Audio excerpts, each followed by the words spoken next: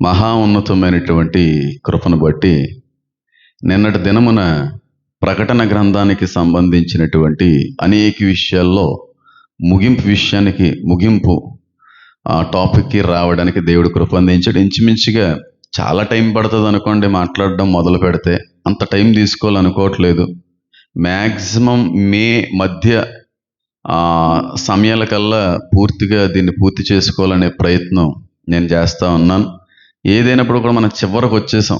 ఇంచుమించుగా 19వ అధ్యాయానికి రావడం అనేది జరిగింది. అర్మగిద్దోన్ అనేటువంటి యుద్ధం ఎవరితో దేవుడు చేయబోతున్నాడో, ఆ ప్రాంతానికి ఎందుకు ఆ పేరు వచ్చింది అనే దానితో పాటుగా ఆయన భూమి మీదకు అడుగు పెట్టేటువంటి సమయానికి విశ్వమంతా కూడా భయంకరమైన చీకటితో కమ్మబడి ఉంటుంది. ఆయన ప్రత్యక్షం అవ్వడంతోనే ఒక సూర్యుడు ఉదయించినట్టుగా ఉదయిస్తాడు. సూర్యుడు చంద్రుడు కొట్టివేయబడతాడు గనుక ఆయన ఉదయించడం ఆ చీకటిలో ఒక సూర్యుడిగా కనబడతాడు. అంతమందికి కూడా ఆ సూర్యుడికి పెట్టినటువంటి పేరే నీతి సూర్యుడు. మలాకి 4:2 వచనాన్ని కూడా మనం పరిశీలించాం.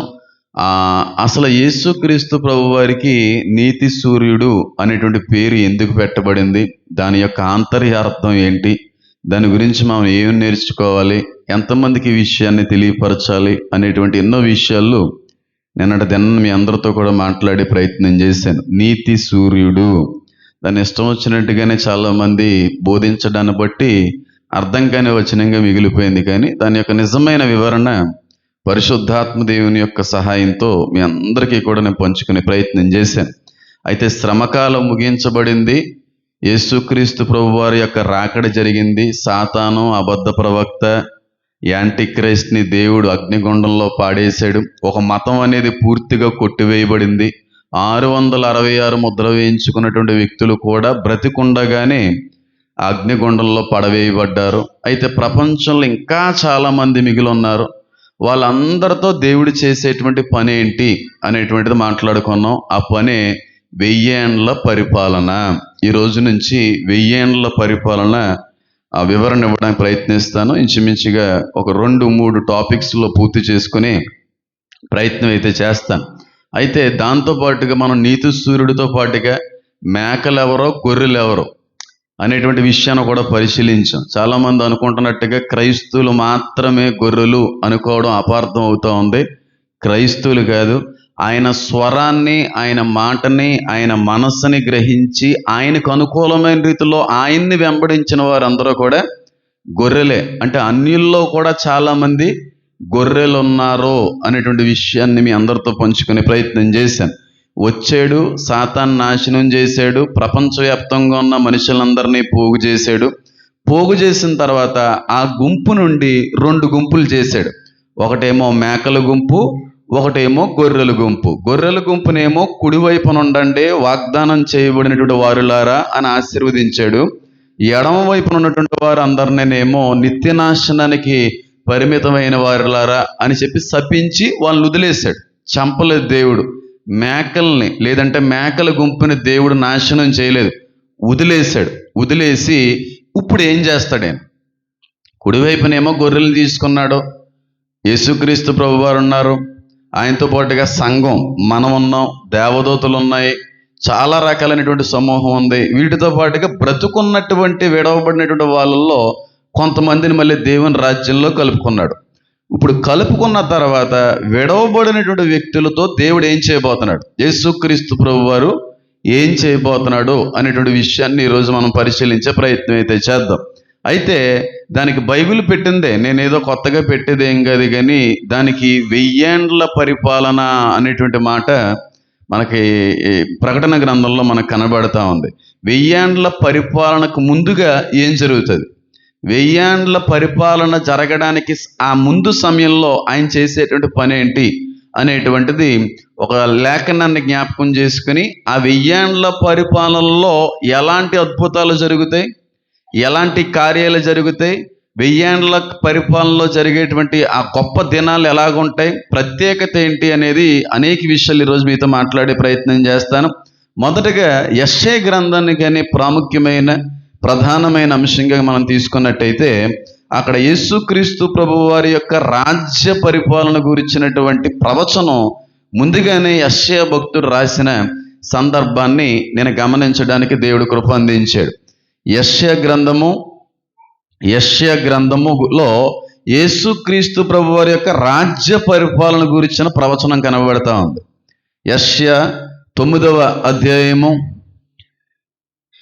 యెషయా గ్రంథము 9వ అధ్యాయము 7వ వచనాన్ని కన్నా మనం చదివినట్టయితే ఆ చోట ఒక చక్కటి మాట కనబడతా ఉంది. నేను చదువుతాను, నాతో పాటుగా మీరు వెంబడించే ప్రయత్నం అయితే చేయండి. యెషయా 9వ అధ్యాయము 7వ వచనము. ఇది మొదలుకొని మితి లేకుండా దానికి వృద్ధియు క్షేమమును కలుగునట్లు సర్వకాలము దావీదు సింహాసనమును రాజ్యమును నియమించును. న్యాయం వలనను నీతి వలనను రాజ్యము స్థిరపరచుటకు అతడు సింహాసనాసీనుడై రాజ్య పరిపాలన చేయును. సైన్యములకు అధిపతికి యెహోవా ఆసక్తి కలిగి దీనిని నెరవేర్చెను. చాలా క్లియర్గా రాయబడిన మాట ఏంటంటే, అతడు సింహాసనాసీనుడై రాజ్య పరిపాలన చేస్తాడు. ఎవరైనా? ప్రభువైన యేసుక్రీస్తు వారు. ఆ పైన వచనం 6వ వచనంలో చదివితే, ఏలయనగా మనకు శిశువు పుట్టెను, మనకు కుమారుడు అనుగ్రహింపబడెను అని ఎవరి గురించి ప్రవచించారు అక్కడ యెషయా భక్తుడు?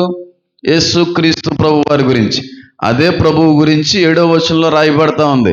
ఆయన సింహాసనాసీనుడై రాజ్య పరిపాలన చేస్తాడు. ఎప్పుడు చేస్తాడంటే 1000 ఏండ్ల పరిపాలనే ఈ రాజ్య పరిపాలన. ఇదే మాట మనకి మళ్ళీ ప్రకటన గ్రంథంలో కనబడతా ఉంటుంది. ఒకసారి దాన్ని కూడా చూసే ప్రయత్నం చేద్దాం. చూడండి, ప్రకటన గ్రంథము 20వ అధ్యాయము. అక్కడ కూడా ఈ పరిపాలన గురించినటువంటి ప్రస్తావన మనకి అద్భుతమైన రీతిలో రాయడని పరిశుద్ధాత్మ దేవుడు ఇష్టపడ్డాడు. చూడండి, 20వ అధ్యాయము 4వ వచనం. అంతటా సింహాసనములను చూచితిని, వాటి మీద ఆసీనులయుండు వారికి విమర్శ చేయుటకు అధికారం ఇయ్యబడును. మరియు క్రూర మృగమునకైనను దాని ప్రతిమనకైనను నమస్కారము చేయక తమ నసల యందు గాని చేతుల యందు గాని ముద్ర వేయించుకొనని వారిని. అంటే ప్రపంచవ్యాప్తంగా 666 ముద్ర ఇంప్లాంట్ అవుతుంది, కానీ చాలా మంది తప్పించుకుంటారు. తప్పించుకోవడానికి దేవుడు కృపా సహాయాన్ని అందిస్తాడు. 666 ముద్ర అనేటువంటిది అందరూ వేయించుకోరు. చాలా మంది దాన్ని నిరాకరిస్తారు. చాలా మంది యాంటీ క్రైస్ట్ ముందు మోకాళ్ళు వేయడానికి కూడా ఇష్టపడరు. ఈ విధంగా సాతాను కుయుక్తిలో పడకుండా నిలబడినటువంటి వ్యక్తులందరినీ దేవుడు రక్షించుకున్నాడు అన్నట్టుగా కూడా కనబడుతుంది. వారిని యేసు విషయమే తామిచ్చిన సాక్ష్యముల నిమిత్తమును దేవుని వాక్యము నిమిత్తమును శిరచ్ఛేదనము చేయబడిన వారి ఆత్మలను చూచితిని. వారు బ్రతికిన వారే 1000 సంవత్సరములు క్రీస్తుతో కూడా, ఎవరో క్రీస్తుతో కూడా రాజ్యము చేస్తారు. అంటే 1000 ఏండ్ల పరిపాలనలో రాజుగారు ఎవరంటే యేసయ్య. అంటే 1000 ఏండ్ల పరిపాలనలో నాయకుడు ఎవరంటే యేసుక్రీస్తు ప్రభువారు. ఆయన రాజ్యాన్ని చేస్తాడు. ఆయనతో పాటుగా ఇంకా చాలా మంది రాజ్యాన్ని చేస్తారు. తర్వాత ఆ విషయాల్లో నేను మాట్లాడే ప్రయత్నం అయితే చేస్తాను. కాబట్టి మొట్టమొదటిగా మన అర్థం కావలసింది ఏంటంటే, ఎప్పుడైతే శ్రమకాలం ముగించబడిందో, ఎప్పుడైతే భూమి నుండి సాతాన్ని, యాంటీక్రిస్ట్ని, అబద్ధ ప్రవక్తని, ముద్ర వేయించుకున్న వారిని దేవుడు నిర్మూలన చేశాడో, వెంటనే తీర్పు జరిగిపోద్ది అనేది అబద్ధం. చాలామంది అనుకుంటా ఉంటారు. 20వ అధ్యాయము 4వ వచనంలో కనబడిన మాటని ఆధారంగా చేసుకుని విమర్శ అనేటువంటి జరిగింది కనుక అక్కడే తీర్పు అయిందని కూడా చాలామంది అంటారు. తీర్పు అప్పుడే జరగదు. 1000 ఏండ్ల పరిపాలన తర్వాత తీర్పు జరుగుతుంది. అంటే చనిపోయినటువంటి వ్యక్తులందరికీ తీర్పు తీర్చేటువంటి సమయం తర్వాత ఉంది. అది నెక్స్ట్ టాపిక్. 1000 ఏండ్ల పరిపాలన తర్వాత, 1000 ఏళ్ళు ముగిసిన తర్వాత తీర్పు ఉంటుంది. అప్పుడు వరకు తీర్పు ఉండదు. దాని గురించి కూడా మాట్లాడే ప్రయత్నం అయితే చేద్దాం. అసలు 1000 ఏండ్ల పరిపాలన చేయవలసిన అవసరం ఏముంది దేవుడికి? యేసుక్రీస్తు ప్రభువు వారు 1000 ఏండ్ల పరిపాలన భూమి మీద జరిగించవలసినంత అవసరత ఏముంది అనేటువంటి విషయాలు పరిశీలన చేస్తే చాలా ఉన్నాయి కారణాలు. అందులో ఒక 3-4 కారణాలు మీ అందరితో కూడా పంచుకునే ప్రయత్నం అయితే చేస్తాను.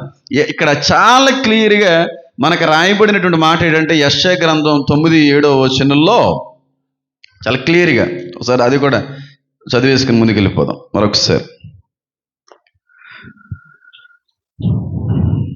7వ అధ్యాయం పైగా ఒక మాట ఉంది, నిత్యుడగు తండ్రి సమాధానకర్తయగు అధిపతి అని అతనకు పేరు పెట్టబడెను. ప్రిన్స్ ఆఫ్ పీస్ అనేటువంటి పిలుపు యేసుక్రీస్తు ప్రభు వారికి పెట్టబడింది. చాలా చాలా చాలా అద్భుతమైన మాట ఏంటంటే నిత్యుడగు తండ్రి సమాధానకర్తయగు అధిపతి. మరి యేసుక్రీస్తు ప్రభు వారు తండ్రి తండ్రి తండ్రి అని ఎవరిని పిలిచాడు? మరి ఈయనకి కూడా తండ్రి అనేటువంటి పేరు ఆపాదించబడుతుంది కదా.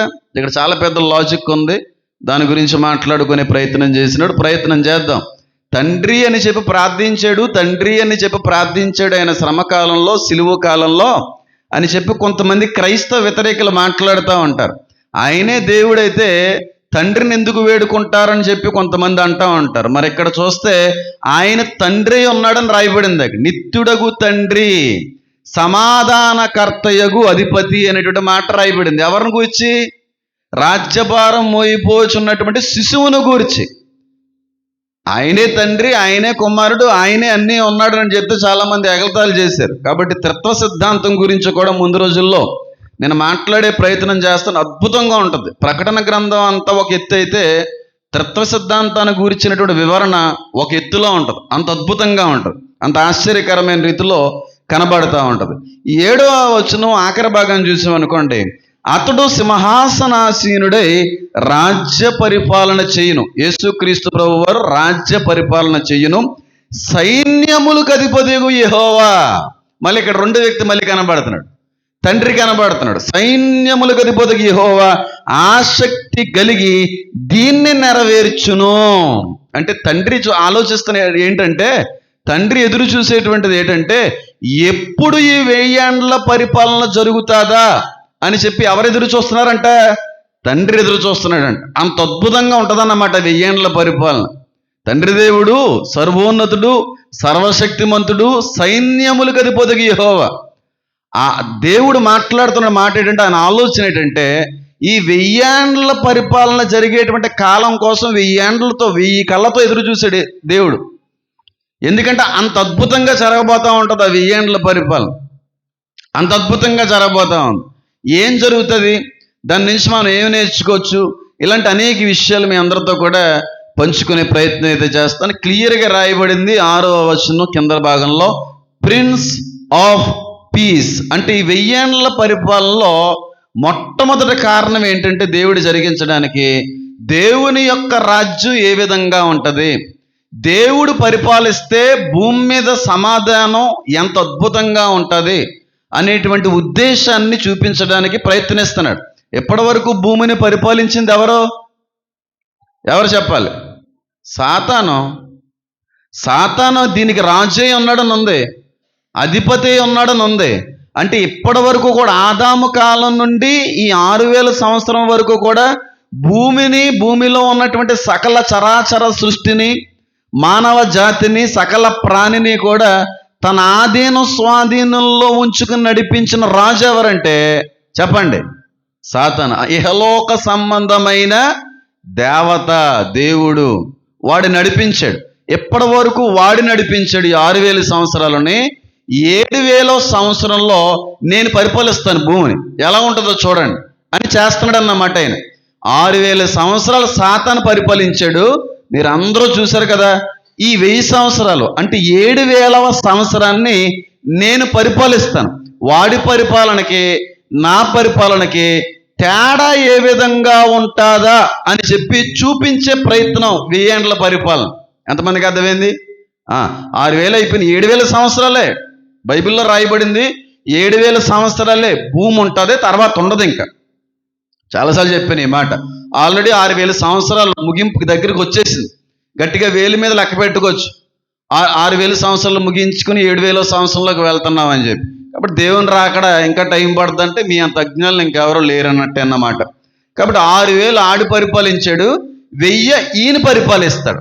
అప్పుడు తేడా తెలుసుకుంటారు మనుషులు. విడవబడిన మనుషులు ఉన్నారు చూడండి, వాళ్ళందరికీ అర్థమవుద్ది, అమ్మ బాబు దేవుడి పరిపాలనకేని ఈ సైతానిగడి పరిపాలనకి ఎంత తేడా ఉందరా, వాడి పరిపాలనలో అంత భ్రష్టత్వము, శాంతి లేదు, సమాధానం లేదు, భయంకరమైన ద్వేష కోపములతో కూడినటువంటి రీతిలో వీడు పరిపాలించాడు.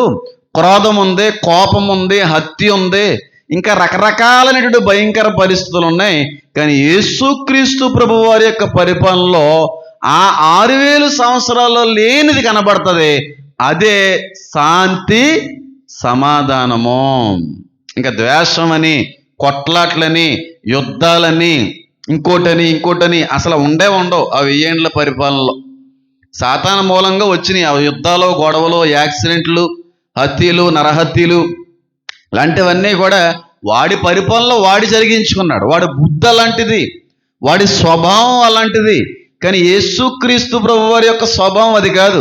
సమాధాన కర్త ఉన్నవాడైన, ప్రిన్స్ ఆఫ్ పీస్ అయిన, సమాధానానికి ఆయన మూలమై ఉన్నాడు. ఆయన యొక్క పరిపాలన చూపించడానికే దేవుడి 1000 ఏండ్ల పరిపాలన విధించడం జరిగింది. కాబట్టి చాలా మందికి అర్థం కావాల్సిన విషయం ఏంటంటే, సాతాను పరిపాలనకి దేవుని పరిపాలనకి ఉన్న తేడాని గమనించుకోవడానికి ఈ 1000 ఏండ్ల పరిపాలన పెట్టాడు దేవుడు. ఎంతమందికి అర్థమైంది? ఈ 1000 ఏండ్ల పరిపాలన కోసం తండ్రి కూడా ఎదురు చూస్తున్నాడు.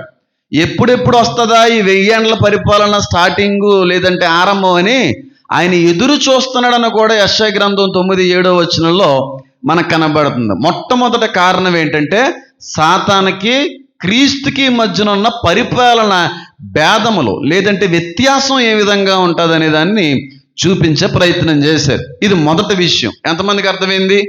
6000 ఏమో ఆడికి అప్పచెప్పారు. ఎంత అద్భుతమో చూడండి. దేవుడు అనేవాడు 6000 సంవత్సరాలు పాలిస్తే బాగుండేమో, ఆడికి ఒక 1000 సంవత్సరాలు ఇస్తే బాగుండేమో. దేవుడు ఎంత మంచివాడు తెలుసా, ఆ విషయంలో కూడా తగ్గించుకున్నాడు. అందుకే వాక్యం సెలవిస్తుంది ఏంటి? తనను తాను తగ్గించుకున్నవాడు మరి ఈయన హెచ్చించబడ్డా లేదా? అన్ని నామముల కంటే అంత పైకి వెళ్ళిపోయాడు, అంత తగ్గింపు. వాడికి ఇచ్చాడు ఛాన్స్ అంత. 6000 నువ్వు చెయ్యి, 6000 సంవత్సరాలు ఏం చేస్తావో, ఎలా చేస్తావో ఏం పర్లేదు చేసుకో. 6000 అయిపోయిన తర్వాత నువ్వు మాత్రం ఉండవు, నువ్వు వెళ్ళేది నరకానికే. అప్పటి నుంచి నేను పరిపాలిస్తాను, నేను రాజ్యం చేస్తే ఏ విధంగా ఉంటుంది అనేటువంటిది చూపిస్తాను. వాస్తవానికి ఆదాము నుండే దేవుడి యొక్క పరిపాలన చూపించే ప్రయత్నం చేశాడు. ఆయనకు అనుగుణంగానే ఆదాముని అవ్వని నడిపించే ప్రయత్నం చేశాడు. నేను మీకు నాయకుడిని, నేను మీకు అధికారిని, అధిపతిని, మీరు నా పిల్లలో, నేను చెప్పినట్టుగా వినండి అని ఆయన మొదలుపెట్టాడు. కానీ అక్కడ అలా మాట వినలేదు, అక్కడ తారుమారైపోయింది. ఆ ఆదాము కాలంలో చేద్దాం అనుకున్నటువంటిది ఇప్పుడు చేయడానికి ఇష్టపడ్డాడు ఆయన.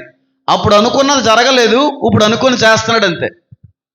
ఆదాముకి దేవుడు ఎవరో ఆయనే, ఆదాముకి నాయకుడు ఎవరో ఆయనే, ఆదాముకి అధికారి ఎవరో, ఏదైనా తోట మీద ఉన్నటువంటి కాపర్ ఎవరో, నేను చెప్పినట్టేనండి అని అంటే అప్పటి నుంచి అసలు పరిపాలన ఒక రేంజ్లో ఉందును. కానీ సాతాను పడగొట్టేసి వాడి చేతిలోకి వెళ్ళిపోయింది ఆ అధికారం అంతా కూడా. అప్పుడు చేద్దాము అనుకున్నది ఆగిపోయిన కారణాలను బట్టి, ఆటంకాలు ఎదురైన కారణాలను బట్టి ఇప్పుడు చేయడానికి ఆయన ప్రయత్నిస్తున్నాడు. ఇదే 1000 ఏండ్ల పరిపాలన. ఇది మొట్టమొదటి కారణం. దేనికంటే సమాధానంతో పరిపాలించబోతున్నాడు ఆయన. శాంతి సమాధానాలతో. యుద్ధాలు ఉండవు ఆ 1000 ఏండ్ల పరిపాలనలో, గొడవలు ఉండవు, అరుపులు ఉండవు, అల్లర్లు ఉండవు, హత్యలు ఉండవు, ద్వేషం ఉండదు, కోపం ఉండదు, ఇంకేం ఉండవు. ఎందుకంటే అదే యెషయా గ్రంథంలో 5 వచనాల్లో కనబడుతుంది. అప్పుడున్న వాళ్ళందరికీ కూడా పరిశుద్ధాత్మ దేవుడు ఆయనకు అనుగుణమైన మనసునిచ్చాడని ఉంది. యెహెజ్కేలు గ్రంథము 34వ అధ్యాయానికైనా మనం చూసినట్టయితే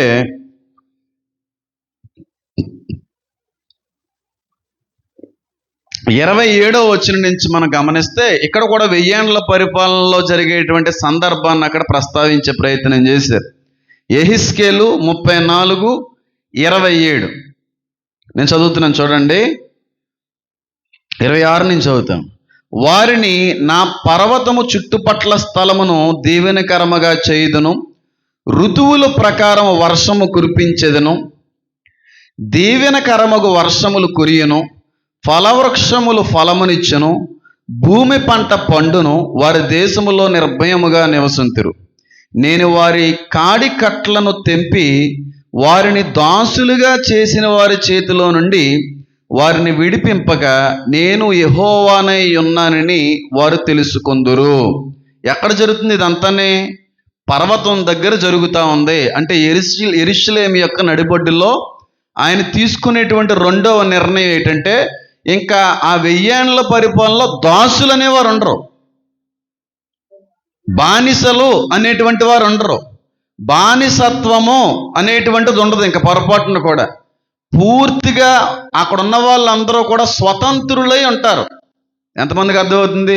వారి నడికొట్లను ఏం చేస్తాను, కాడికట్లను తెంపేస్తాను అంటున్నాడు. ఇంకా దాసులు ఉండరు ఆ 1000 ఏండ్ల పరిపాలనలో. కానీ 6000 సంవత్సరాల పరిపాలనలో దాసులుగా ఉన్నావా లేదా చెప్పండి? మనకు స్వాతంత్రత ఉందా? స్వాతంత్రత, స్వేచ్ఛ దేవుడిచ్చినప్పుడు కూడా ఎవరో ఒకరి కింద మనం తల వంచి పని చేయాల్సిందే. లేకపోతే మనకి ఏమి రాదు, జీతం రాదు, జాబులు చేయాలి. లేదంటే రైతు కింద పనులుగా కొంతమంది కూలీ పనులు చేయాలి. లేదంటే అక్కడికి వెళ్ళి ఇక్కడికి వెళ్ళి కష్టపడితేనే కానీ ఆ 4 రూపాయలు వచ్చేటువంటి అవకాశం లేదు. కాబట్టి ఈ రోజున ఒకరి కింద పని చేస్తున్నాం మనం, అవునా కదా? ఉద్యోగాలు చేయడం కావచ్చు, వ్యాపారాల విషయంలో కావచ్చు, వ్యవసాయదారుల విషయంలో కావచ్చు, చాలామంది ఒకరి కింద పనిచేస్తూ ఉంటారు. కానీ 1000 ఏండ్ల పరిపాలనలో ఒకరి కింద పనిచేయరు ఎవరని. దాసులు అనే వాళ్ళు ఉండరు ఇంక అసలు. ఒకడి కింద పనిచేసి వాడి దగ్గర పని చేస్తేనే వాడు ఇచ్చే డబ్బులతోనే మనం ఇంటికి వెళ్ళి భోజనం పెట్టాలి, కష్టపడాలనేది ఏమి ఉండదు. దాసులే ఉండరు. ఎవరిది వాళ్ళే అనుభవిస్తూ ఉంటారు, ఎవరు పెంచింది వాళ్ళే తింటూ ఉంటారు. ఈరోజే పెంచినా సరే ఏం కట్టాలి? ట్యాక్సులు కట్టాలి. అవునంటారా కాదంటారా? ఎవరికైనా ట్యాక్సులు కట్టాలి. ఆ రోజుల్లో ట్యాక్సులు ఉండవు. ఆ రోజుల్లో ఒకడి కింద పని చేయవలసిన అవసరం ఉండదు, ఉద్యోగాలు ఉండవు, ఏమీ ఉండవు. ఉద్యోగాలు దేనికి? ఒకసారి ఆలోచన చేయండి. ఒక కంపెనీ కిందకి మన కంపెనీలో పనిచేస్తున్నామంటే వాడికి మనం ఏంటి? వాడి దృష్టిలో మనం ఏంటి? పనోళ్ళమే, దాసులమే. వాడు యజమానుడు. కానీ 1000 ఏండ్ల పరిపాలనలో యజమానులు ఉంటారు కానీ దాసులు ఉండరు. యజమానులు ఉంటారు కానీ పనోళ్ళు ఉండరు. ఎవరికి వాళ్ళే యజమానులు, ఎవరికి వాళ్ళే భోజేస్తారు, ఎవరికి వాళ్ళే బతుకుతారు తప్ప ఒకడి క్రింద బ్రతకవలసిన పని ఉండదు. వీళ్ళందరికీ యజమానుడు యేసు మాత్రమే. ఇంక యజమానుడు అని, హెడ్ అని, ప్రిన్సిపల్ అని, హెచ్ఆర్ అని ఇంకేమీ ఉండవు. ఎవడికి ఆడే రాజు, ఎవడికి ఆడే అధికారి, ఎవడికి ఆడే అధిపతి. దీన్ని మనం బాగా అర్థం చేసుకోవాలంటే పై వచనాలు కనబడుతున్నాయి చూడండి. పై వచనాలు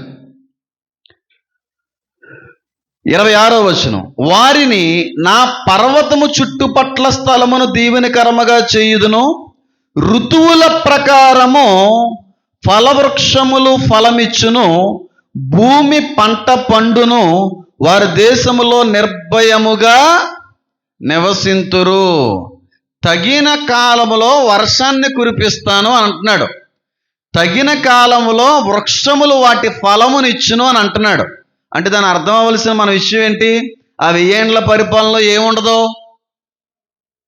ఎవరన్నారన్నమాట? మీరేనండి. కరువు ఉండదు. 1000 ఏండ్ల పరిపాలనలో కరువు ఉండదు. తిన్నామా, ఉన్నావా, అయ్యో 4 మెతుకులే ఉన్నాయి, రేపు ఏం తిందామా, బియ్యం అయిపోతున్నాయి, ఏంటి రేపు పరిస్థితి అనేది ఉండదు. ఎప్పుడూ సకల సమృద్ధి, ఎప్పుడూ కూడా చేతి నిండా ఆహారమే. ఇంకా ఆహారానికి లోటు ఉండదు. ఎందుకంటే తగిన కాలంలో ఏం పడుతున్నాయి? వర్షములు పడుతున్నాయి. పైగా ఏ వృక్షము వాటి ఫలాన్ని ఇస్తున్నాయి. ఫలం లేని చెట్టు అంటూ ఉండదు. ఒక విధంగా చెప్పాలంటే ఇంచుమించుగా పరలోకం లాగా ఉంటుందండి. కానీ పరలోకం కాదు. పరలోక రాజ్యానికి దీనికి చాలా తేడా ఉంటుంది. పరలోక రాజ్యానికి దీనికి సంబంధమే లేదు. ఇంచుమించుగా ఉంటుంది కానీ కరెక్ట్గా ఉండదు. యాక్యురేట్గా పరలోక రాజ్యంలా ఉండదు. అది వేరే లెవెల్. అది వేరే లెవెలు. దాన్ని వివరించలేము అసలు అని. కానీ వివరించే ప్రయత్నం అయితే చేస్తాను. యాక్యురేట్గా మాత్రం నేను చెప్పలేను. అది కూడా ముందు రోజుల్లో చెప్పే ప్రయత్నం చేస్తాను. కాబట్టి దాసులు ఉండరు, పనివారు ఉండరు, యజమానులు ఉండరు. ఎవరికి ఆరే యజమానులు.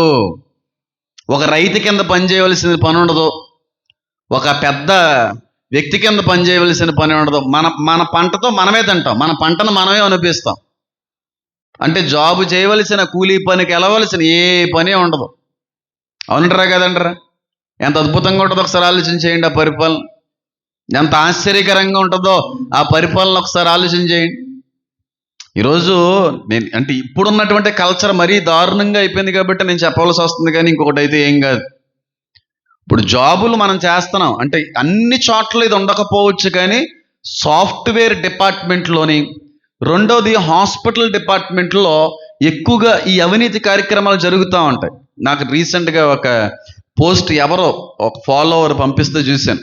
మగవాళ్ళకి ఇచ్చిన సలహా ఏంటంటే, మగవాళ్ళకి ఆ వ్యక్తి ఇచ్చిన సలహా ఏంటంటే, మీరు భూమి మీద ఏ ఆడదాన్నైనా పెళ్లి చేసుకోండి, కానీ సాఫ్ట్వేర్ ఉద్యోగం చేసేటువంటి వ్యక్తిని కానీ, ఎయిర్ ఫోర్స్లో పనిచేసేటువంటి వ్యక్తిని కానీ, హాస్పిటల్ నర్సింగ్ యాజమాన్యం దగ్గర పనిచేసేటువంటి వ్యక్తిని కానీ పెళ్లి చేసుకోవద్దని చెప్పాడు ఆ మోటివేషనల్ స్పీకర్. నాకు చాలా ఆశ్చర్యం వేసింది. ఇదేంటి అంత డైరెక్ట్గా చెప్తున్నాడు అని ఆలోచిస్తే కింద కమెంట్స్లో నేను చదివితే 100కి 100% కరెక్ట్ అనే చాలామంది కమెంట్ చేశారు. అంటే ఒక బృందాన్ని, ఒక సంస్థని నేను బ్యాడ్ చేయాలనే ఉద్దేశం నాకు లేదు, కానీ చాలా మందికి తెలుసు, కానీ కొంతమంది చెప్పుకుంటారు, కొంతమంది చెప్పుకోరు. నర్సింగ్ డిపార్ట్మెంట్లో చాలా చాలా చాలా రకాలైనటువంటి అక్రమ కార్యాలు జరుగుతాయని నేను విన్నాను. అక్కడ పనిచేసిన వాళ్ళు కూడా కొంతమంది చెప్పారు. హాస్పిటల్ డిపార్ట్మెంట్లో పనిచేసేటువంటి లేడీస్ సిబ్బంది పైన ఉన్నటువంటి కొంతమందికి లోబడి ఉండాలి అన్ని విషయాల్లో. మీకు అర్థమైతే చాలు. అవునా కదండి? 100% అది. లోబడకపోతే వేరే విషయం, జాబ్ పోవడం, ఇంకోటి.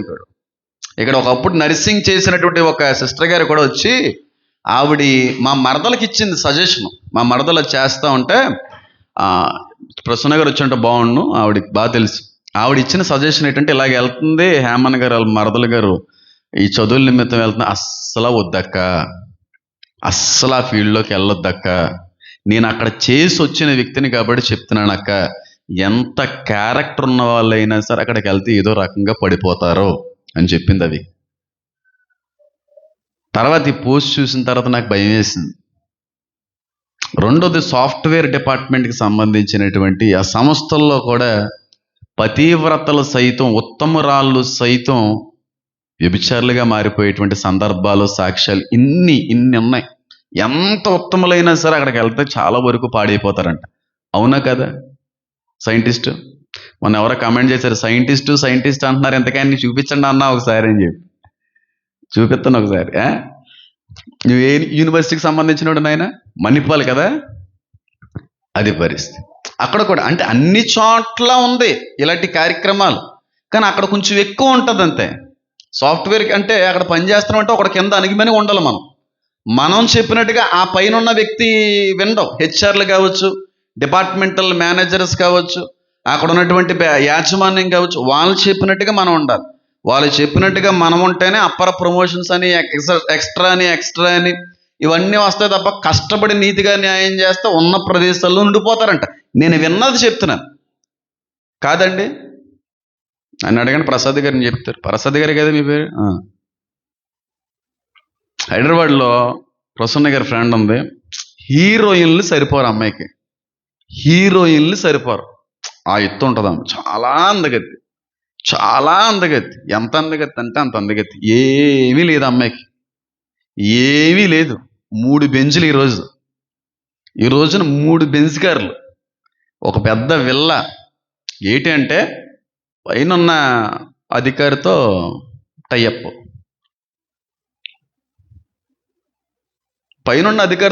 అన్నీ వచ్చేసినాయి. ఎప్పుడన్నా ప్రసన్న గారు ఫోన్ చేస్తే చెప్తారు. చాలా అందగత్తి. ఎంత అఫీషియల్గా మారిపోయిందంటే అంత అఫీషియల్గా, కానీ క్యారెక్టర్ పోయింది కదా. అన్నీ ఉన్నాయిలే క్యారెక్టర్.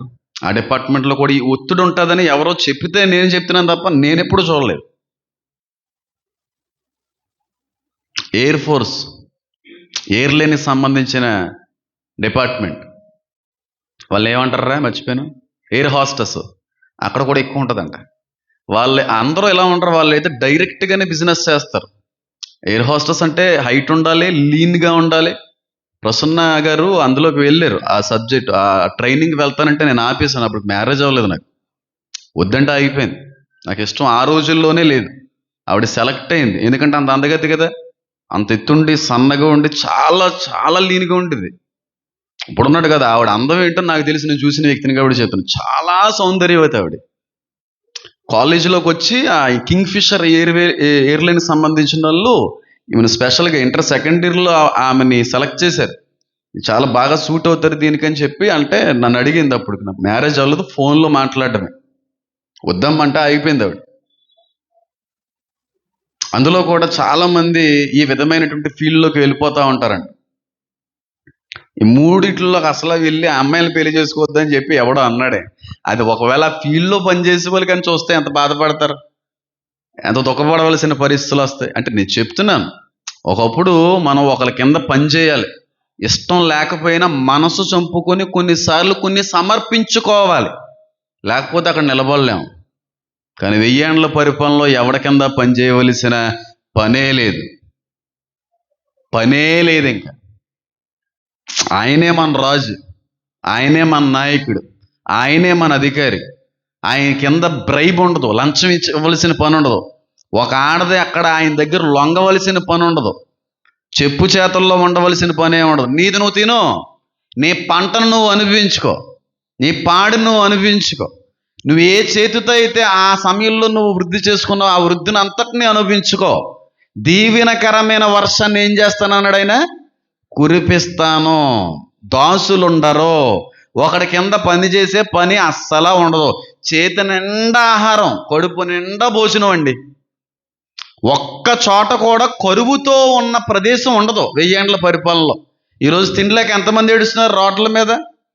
కొన్ని ఏరియాస్లో అయితే అసలు చెప్పుకుంటే చాలా అసహ్యంగా కూడా ఉంటుందేమో, అలాంటి పురుగుల్ని ఎండబెట్టుకుని తినేటువంటి వ్యక్తులు ఉన్నారు. చాలా భయంకరమైన పరిస్థితి. పేగుల్ని, మేకల యొక్క పేగుల్ని వాటిని ఎండబెట్టి క్లీన్ చేసి వాటిని వేపుకొని తినేటువంటి వ్యక్తులు. నీకు తెలీదు, నైజీరియా, ఆఫ్రికన్ కంట్రీస్కి వెళ్ళిపోతే అక్కడ భయంకరమైన కరువు. వాళ్ళ మూత్రాన్ని వాళ్ళే నింపుకొని టాయిలెట్ పోసుకుంటుంటే ఒక గిన్నెలో టాయిలెట్ వేసుకుని ఎండలో ఉంచి ప్యూరిఫై అయిన తర్వాత మళ్ళీ నీళ్ళు లేక ఆ మూత్రం నాళ్ళే తాగుతారు అంటున్నారేంటి? నిజం. అలాంటి రోజులు రాబోతున్నాయి. ఈ శ్రమకాలంలో ఇలాంటి శ్రమే ఉంటుందండి లూదియ గారు. మీరు అసహించుకోవడానికి ఏం లేదు, ప్రస్తుతం జరుగుతుంది. వాళ్ళ టాయిలెట్ వాళ్ళే తాగుతారు. ఆర్మీ ఉందా, భారతదేశాన్ని సంరక్షించేటువంటి సైనిక దళం ఉందా, వాళ్ళు ఒక్కోసారి బ్యాటిల్ ఫీల్డ్లోకి వెళ్ళినప్పుడు వాటర్ ఉండదు, ఏం తాగుతారో తెలుసా? అంత కష్టపడి వాళ్ళు కాచి కాపాడుతుంటే హ్యాపీగా పడుకున్నాం మనం చూడండి. ఆ అటాక్, కాశ్మీర్ అటాక్ ఎంత భయంకరమైన రీతిలో జరిగిందో. నేను ఆల్రెడీ చెప్పాను, ఎలాంటి వాళ్ళు రాబోతున్నారో, ప్రపంచాన్ని ఎలాగెళ్తారో. వాళ్ళే కదా వచ్చారు అక్కడికి. ప్యాంట్ తిప్పి సుంతి జరిగిందా లేదో చూసి, సుంతి జరగకపోతే కాల్చేశారంట. అంటే ముస్లిం కాకపోతే చంపేశారు. ప్యాంట్ తిప్పి ఫస్ట్ అడిగారంట, నువ్వు ఏ మతానికి సంబంధించిన వాళ్ళు అంటే, ఇన్ఫర్మేషన్ ఉంటేనే చెప్పాను. నేను పలానా హిందువుని, టాప్ అని కాల్చేశారు. నేను క్రిస్టియన్, టాప్ అని కాల్చేశారు. నేను ముస్లిం, వెళ్ళిపో.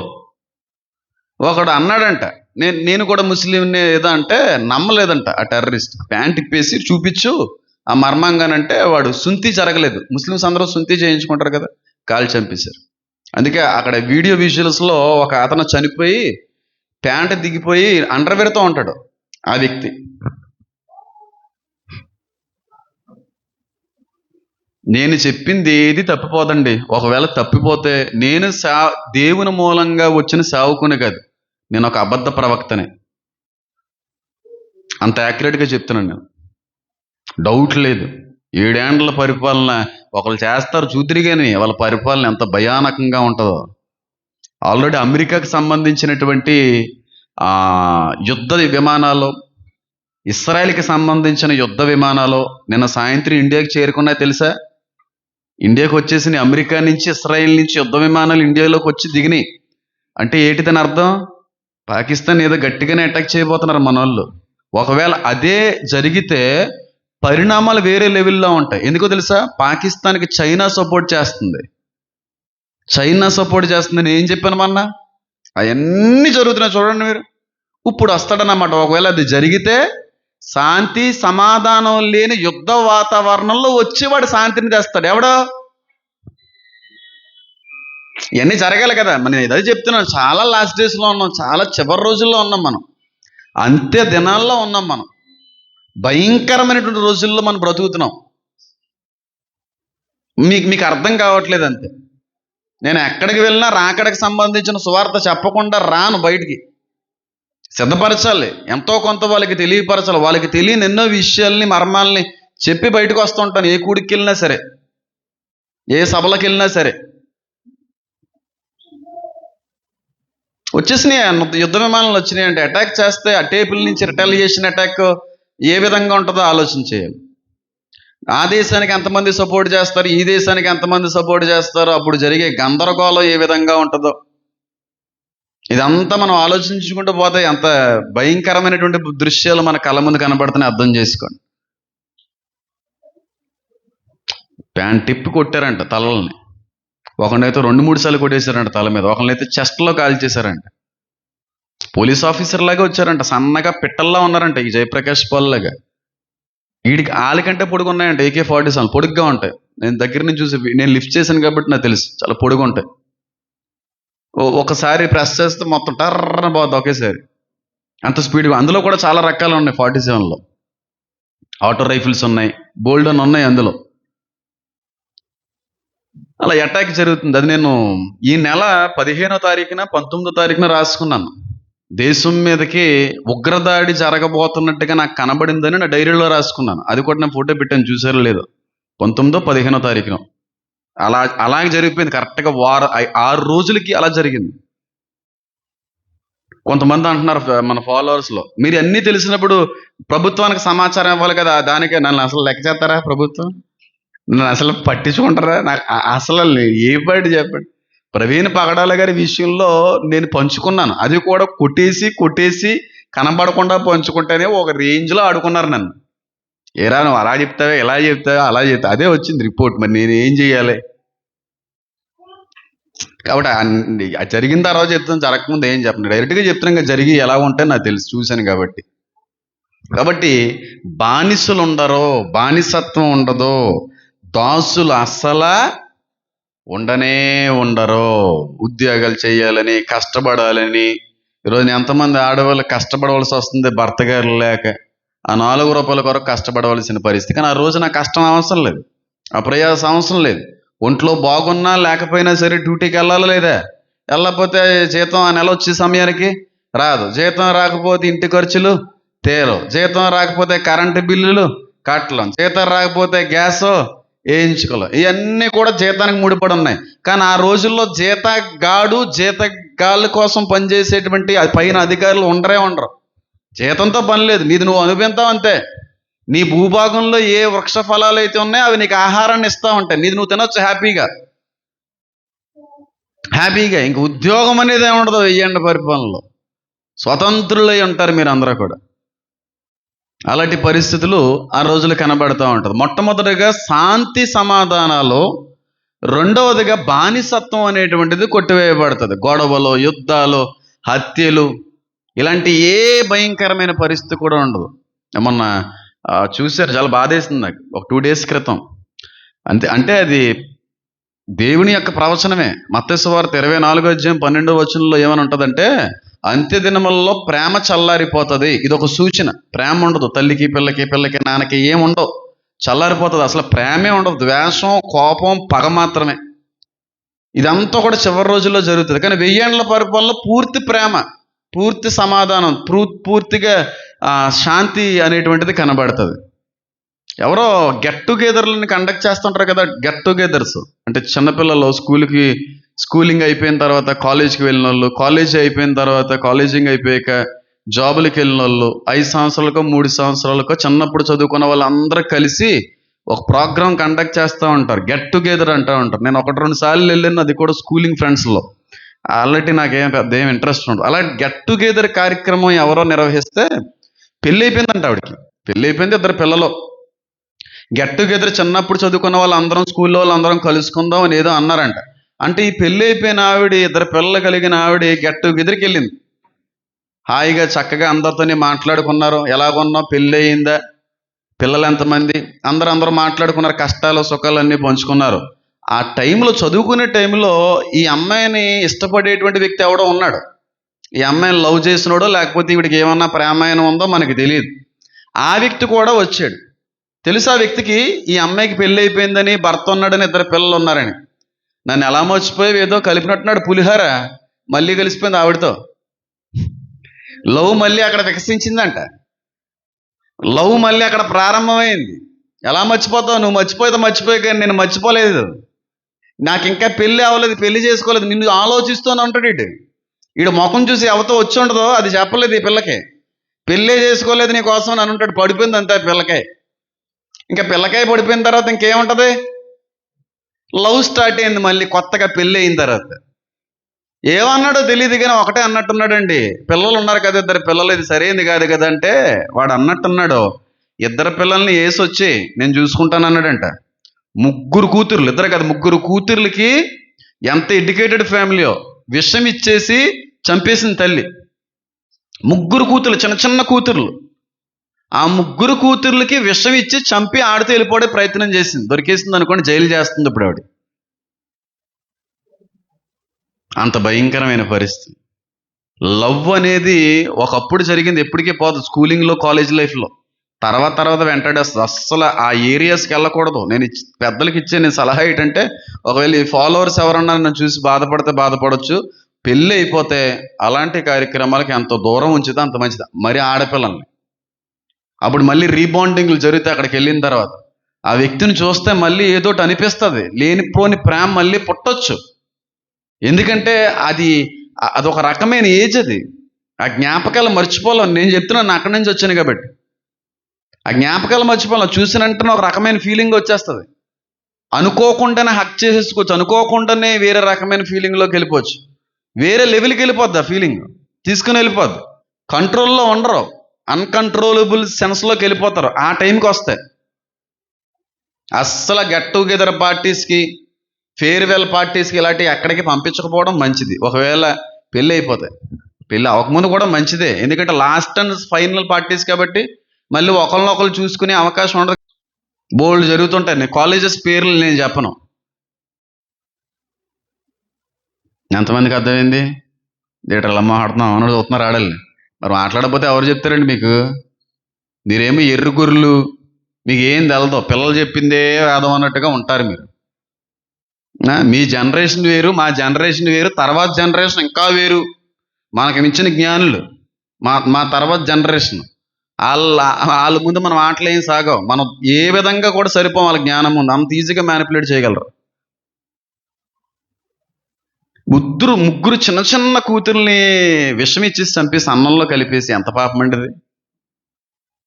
కానీ 1000 ఏళ్ల పరిపాలనలో హత్య ఉండదు, ద్వేషం ఉండదు, పగ ఉండదు, బాధ ఉండదు, నొప్పి ఉండదు, ఏమీ ఉండదు.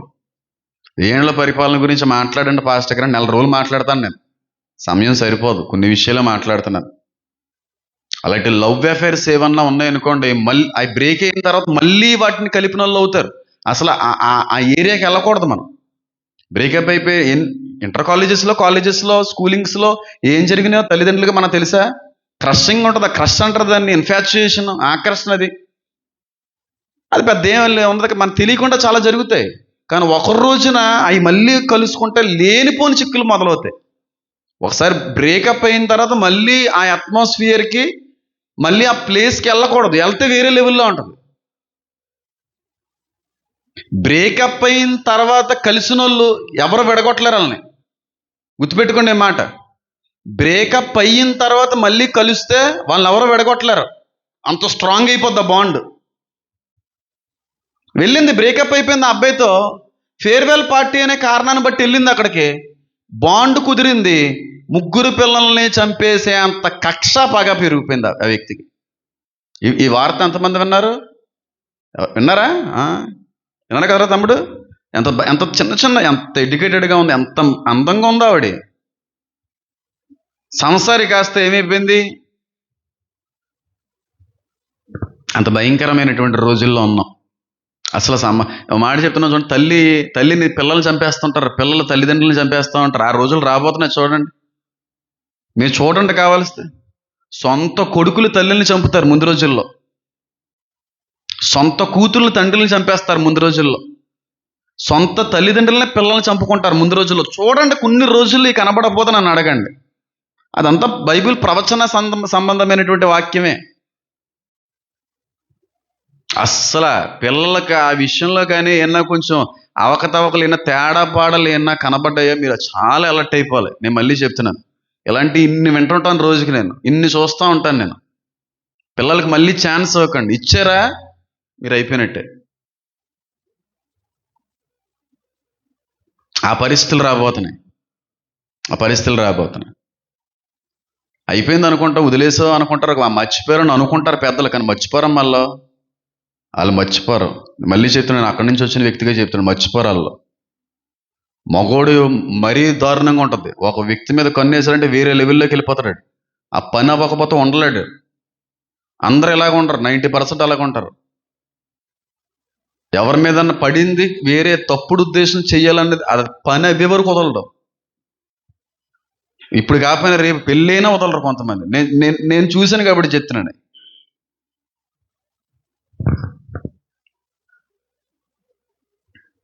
తల్లిదండ్రులు చాలా అప్రమత్తంగా ఉండాలి, చాలా జాగ్రత్తగా ఉండాలి, లేదా చాలా ఇబ్బందులు తప్పవు.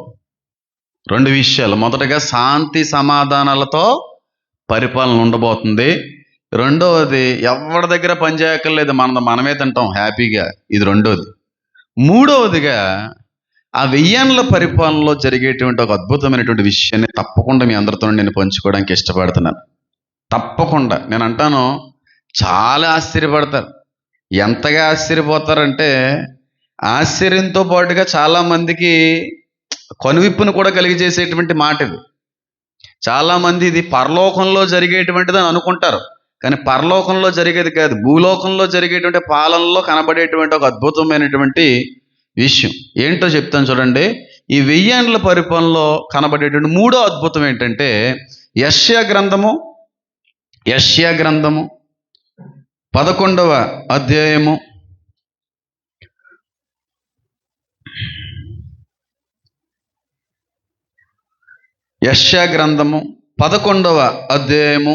6వ వచనాన్ని నుంచి కానీ మనం చదివితే 9 వచనాల వరకు ఈ 1000 ఏళ్ల పరిపాలనలో కనబడేటువంటి మరొక అద్భుతమైనటువంటి పరిణామం చూడండి. ఇదంతా కూడా 1000 ఏళ్ల పరిపాలనలో సంబంధించిన మాటలే, కానీ అన్ని అవసరం లేదు, మనం మళ్ళీ చదువుదాం, మళ్ళీ ఎప్పుడన్నా పరిశీలించుకునే ప్రయత్నం. కొన్ని మాట్లాడతాం, చాలా ఉంది మాట్లాడాలంటే, కొన్ని మాట్లాడతానే. యెషయా 11 6వ వచనం, 5వ వచనం నుంచి చదువుతాను. అతని నడుమునకు నీతియు అతని తుంట్లకు సత్యమును నడికట్టుగా ఉండును. తర్వాత, తోడేళ్ళు గొర్రెపిల్ల యొద్ద వాసము చేయును, చిరతపులి మేకపిల్ల యొద్ద పండుకొనును, దూడయు కొదవ సింహమును పెంచబడిన కోడియు కూడుకొనగా బాలుడు వాటిని తోలును, ఆవులు ఎలుగులు కూడి మేయును, వాటి పిల్లలు ఒక్కచాటనే పండుకొండును. ఎద్దు మేయినట్లు సింహం ఏం మేస్తా తెలుసా? ఆ రోజుల్లో గడ్డి తింటదంట సింహం. అంటే నాన్ వెజ్ ఉండదు అప్పుడు. ఎంతమందికి అర్థమైంది? గడ్డి మేయినట్లుగా సింహం గడ్డి మేస్తుంది అక్కడ ఆ రోజుల్లో. చూడండి, ఎద్దు మేయినట్లు సింహం గడ్డి మేయను, పాలు కుడుచు పిల్ల నాగుపాము పుట్ట యొద్ద ఆటలాడును, మిడునాగు పుట్ట మీద పాలు విడిచిన పిల్ల తన చేయి చాచును. నా పరిశుద్ధ పర్వతమందు అంతటను ఏ మృగమును హాని చేయదు, నాశనము చేయదు. సముద్రము జనములతో నిండి ఉన్నట్టు లోకము యెహోవాను గురించిన జ్ఞానముతో నిండి ఉండును.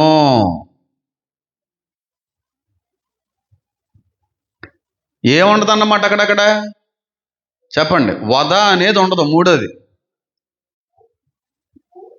జంతువుల్ని చంపుకొని తినే పరిస్థితి ఏముండదు. సింహాన్ని చూసి భయపడే పరిస్థితి ఏముండదు. ఇప్పుడు పాములు కొడుతున్నాయా లేదా? పాము దగ్గరికి వెళ్తే పాము కొట్టదు. అప్పుడు పాము కొట్టాక ఉండదు. పాములతో చిన్నపిల్లలు పాకుతారు చూడండి, పిల్లలు ఆడుకుంటారంట. అది ఆయన పరిపాలన. ప్రవీణ్ పగడాల గారికి ఈ వచనాన్ని వివరించండి అంటే, నా రాజు అందునేమైన నా రాజు పరిపాలన అలాంటిదని చెప్పి గంభీరంగా మాట్లాడేదినేమో. ఆయన లేని లోటు చాలా బాధ వేస్తాను. ఆ రాజు పరిపాలన అంత అద్భుతంగా ఉంటుంది. మై కింగ్ అనేవాడు ఆయన. దేవుని రాజ్యంలో ఉన్నాడు అనుకోండి ఆయన. మహాజ్ఞాని. ఏం చేస్తాం, తప్పదు. ఆ రాజు పరిపాలనలో ఎలా ఉంటుందంటే, గొర్రె పిల్ల తోడేలు యొద్ద వాసము చేస్తుంది. గొర్రె పిల్లనే తోడేలు కలిసి బతుకుదడం మొదలు పెడతాయి. 1000 ఏండ్ల పరిపాలన. పరలోకంలో ఎలా జరుగుతుందని అనుకుంటారు చాలా, ఇది పరలోకం కోసం అని చెప్పి. పచ్చి అబద్ధం. పరలోకంలో జంతువులు ఉండవు, పరలోకంలో చేపలు ఉండవు, పరలోకంలో నాన్ వెజ్ ఉండదు, ఓన్లీ ఫ్రూట్స్. ప్రకటన గ్రంథం 2వ అధ్యాయంలో ఉంటుంది, ఆయన మాటలు లోబడిన వాడికి జీవ వృక్ష ఫలమును ఇచ్చేదను, భుజింపజేసేదను. అక్కడ ఇప్పుడు పరలోకంలో నాన్ వెజ్ ఉందనుకోండి, కోడి మాంసం పెట్టాడు అనుకోండి దేవుడు, కోడి చావాలా లేదా? మరి అది ఎంత పాపం? ఓ మనిషి కోసం, ఒకరి కోసం ఒక చచ్చిపోతుంది ఆహారం ఇవ్వడానికి. ఆ వేదన ఉండదు, ఆ బలి ఉండదు, అదేం ఉండదు. అసలు ఆకలే ఉండదు కదండి. ఇవన్నీ తర్వాత ఆకలే ఉండదు కదా దేవుని రాజ్యంలో. దేవుని రాజ్యం గురించి మాట్లాడుకున్నప్పుడు అది మాట్లాడుకుందాం. కానీ భూలోకంలో జరిగేటువంటి 1000 ఏండ్ల పరిపాలనలో తోడేలు గొర్రె పిల్ల కలిసి ఉంటాయి. ఎంత అద్భుతమో చూడండి. ఉండగలదండి తోడేలు దగ్గరికి కానీ గొర్రె పిల్ల పంపితే నిమిషంలో పరపరలాడిచ్చేస్తుంది. అది నిమిషంలో పీసులు చేసేస్తుంది, కనబడకుండా నవిలి పాడేస్తుంది. కానీ 1000 ఏండ్ల పరిపాలనలో మృగాలు ఒకరినొకరు హాని చెయ్యవు. ఆ తర్వాత ఉంటుంది, నా పరిశుద్ధ పర్వతం మందు ఏ మృగమును హాని చెయ్యదు, నాశనము చెయ్యదు. ఎందుకు చెయ్యదంటే, చదువుతున్నాను చూడండి, అప్పుడున్నటువంటి సృష్టిలో ఉన్న జీవుల్ని, అప్పుడున్నటువంటి సృష్టిలో ఉన్న మానవుల్ని కంట్రోల్ చేసేది ఎవరు అనుకుంటున్నారు? ఎవరో పరిశుద్ధాత్ముడు. ఇందాక చెప్పి కనెక్ట్ అవ్వలేదు, అది దీనికి ఈ అధ్యాయంలో సంబంధించింది. 9 కాదు 11 అధ్యాయంలో చూడండి. అదే 11 2వ వచనం. యెహో ఆత్మ జ్ఞాన వివేకములకు ఆధారముకు, ఆత్మ ఆలోచన బలముకు ఆధారము, ఆత్మ తెలివిని యెహోవా యెడల భయభక్తులను పుట్టించే ఆత్మ అతని మీద నిలుచును. యెహో భయం అతనికి ఇంపైన సువాసనగా ఉండును. కంటి చూపును బట్టి అతను తీర్పు తీర్చడు.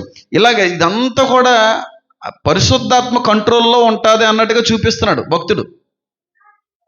గొర్రెపిల్ల తోడేలుని మా అమ్మమ్మ గారు ఎక్కువ చిన్నప్పుడు అంటా ఉండేవారు, పరలోకంలో గొర్రెపిల్ల తోడేలు కలిసి ఉంటాయంటారని చెప్పి. అవునమ్మా? కానీ అది కరెక్ట్ కాదు, పరలోకం కాదు, 1000 ఏండ్ల పరిపాలన. ఎందుకంటే సేవకులు అలా చెప్పుకొచ్చారు, తప్పది. సేవకులు అలా చెప్పి విశ్వాసులు పాడు చేశారంటాను. జ్ఞానం లేకుండా తెలియనట్టుగా మాట్లాడేసి ఈ విధమైనటువంటి రీతిలో విశ్వాసులు చాలా మంది మభ్యపరచబడిన. అదే అంటున్నాం కదా, బైబిల్ని అర్థం చేసుకోకపోవడం వల్లే క్రైస్తవ్యం, క్రీస్తు కూడా అపార్థమయ్యాడు లోకానికి అంటాను నేను. అర్థం చేసుకోవడంలో ఉంది లోపం. అందరూ సేవకులే అయిపోతే ఇలాగా ఉంటుంది. ప్రతిష్ఠించబడిన వ్యక్తులు కొన్నిటికి నియమిస్తాడు. వాళ్ళ ద్వారా కొంతమంది బోధకులుగా, కొంతమంది సువార్థికులుగా, కొంతమంది పరిచారికులుగా, కొంతమంది అద్భుతమైనటువంటి తలాంతులు కలిగి నైపుణ్యతలు కలిగిన వారిగా, కొంతమంది ఆ మందిరంలో చేసేటువంటి ఉపకరణాలు, మ్యూజికల్ అలా చేసుకుంటాడు ఆయన. అంతేకాని నీకు ఇచ్చింది కాదనుకోండి ఇంకో దాంట్లోకి వెళ్తానంటే ఇలాగే ఏడిస్తే. మనకి ఏది ఉందో అది మనం సద్వినియోగపరచాలి, మన వరాన్ని మనం యూటిలైజ్ చేయాలి. లేని వరం కొరకు ఆశపడకూడదు. చిత్తమైతే ఇస్తాడు ఆయన, అవసరమైతే ఇస్తాడు. గొర్రెపిల్ల తోడేళ్ళుని, పుల్ల అంటున్నాను, చిరతపులి మేకపిల్ల పడుకుంటుంది. ఇది ఎక్కడ ఉందా? చిరతపులి మేకపిల్ల ఎక్కడన్నా పడుకుంటే పుల్ల అంటే అత్తమాడి అంటే పడుకుంటాయా? అలాగా చిరతపులి మేకపిల్ల పడుకుంటాయా? ఎక్కడా పడుకో. కానీ అప్పుడు పడుకుంటే 1000 ఏండ్ల పరిపాలనలో ఏంటి ఎలా ఉంది వాక్యం? అంత అద్భుతంగా ఉంటుందండి 1000 ఏండ్ల పరిపాలన. 3వ చూడండి, దూడ కొదమ సమూహం పెంచబడింది. బాలుడు వాటిని తోలుతాడంట. దూడను తోలేడు అనుకోండి, బాలుడు దానికి అందం ఉంటుంది. సింహాన్ని తోలుతానంటే ఊరుకుంటుందా? షు షు షు అన్నాం అనుకోండి సింహాన్ని, ఆవుని గేదెల్ని తోలినట్టుగా మనల్ని ఏం చేస్తుంది? షూన్ చేసేస్తుంది, మళ్ళీ కనపడకుండా చేసి పడద్దు. కానీ ఆ రోజుల్లో సింహాలను తోలుతారు పిల్లలు. అంటే వధ ఉండదు, ఇంకా పూర్తి కంట్రోల్ దేవుళ్ళలోకి వచ్చేసింది. ఒకళ్ళ మీద ఒకళ్ళకి ఆ విధమైన భావన ఉండదు. అంత అద్భుతమైన పరిపాలన 1000 ఏండ్ల పరిపాలన. ఏ తర్వాత చూడండి, ఆవులు ఎలుగుబంట్లు కూడిమేయను. ఆవును చూస్తే ఎలుగుబంటి చీల్చేస్తుంది, పీసులు చేసేస్తుంది. ఆవును చూసినా, దూడను చూసినా, మేకను చూసినా ఎలుగుబంటి అంత భయంకరమైంది. పీస్ చేస్తుంది, ఇలా ఇలా స్ప్లిట్ చేసేస్తుంది గోర్లతో. కానీ ఆవుని ఎలుగుబంటి తిరుగుతాయంట. ఇది మాట్లాడుకోవడం, వివరించడం మొదలు పెడితే చాలా టైం పడుతుంది. జస్ట్ నేను టచ్ చేసి వెళ్ళిపోతున్నాను, గమనించండి. ఎద్దు మేయునట్లుగా చెప్పండి, సింహం ఏం మేస్తుంది అంటే సింహాలు జింకలను వేటేయడం మానేస్తాయి. ఆకలి వేసింది అనుకోండి, గడ్డే తింటది.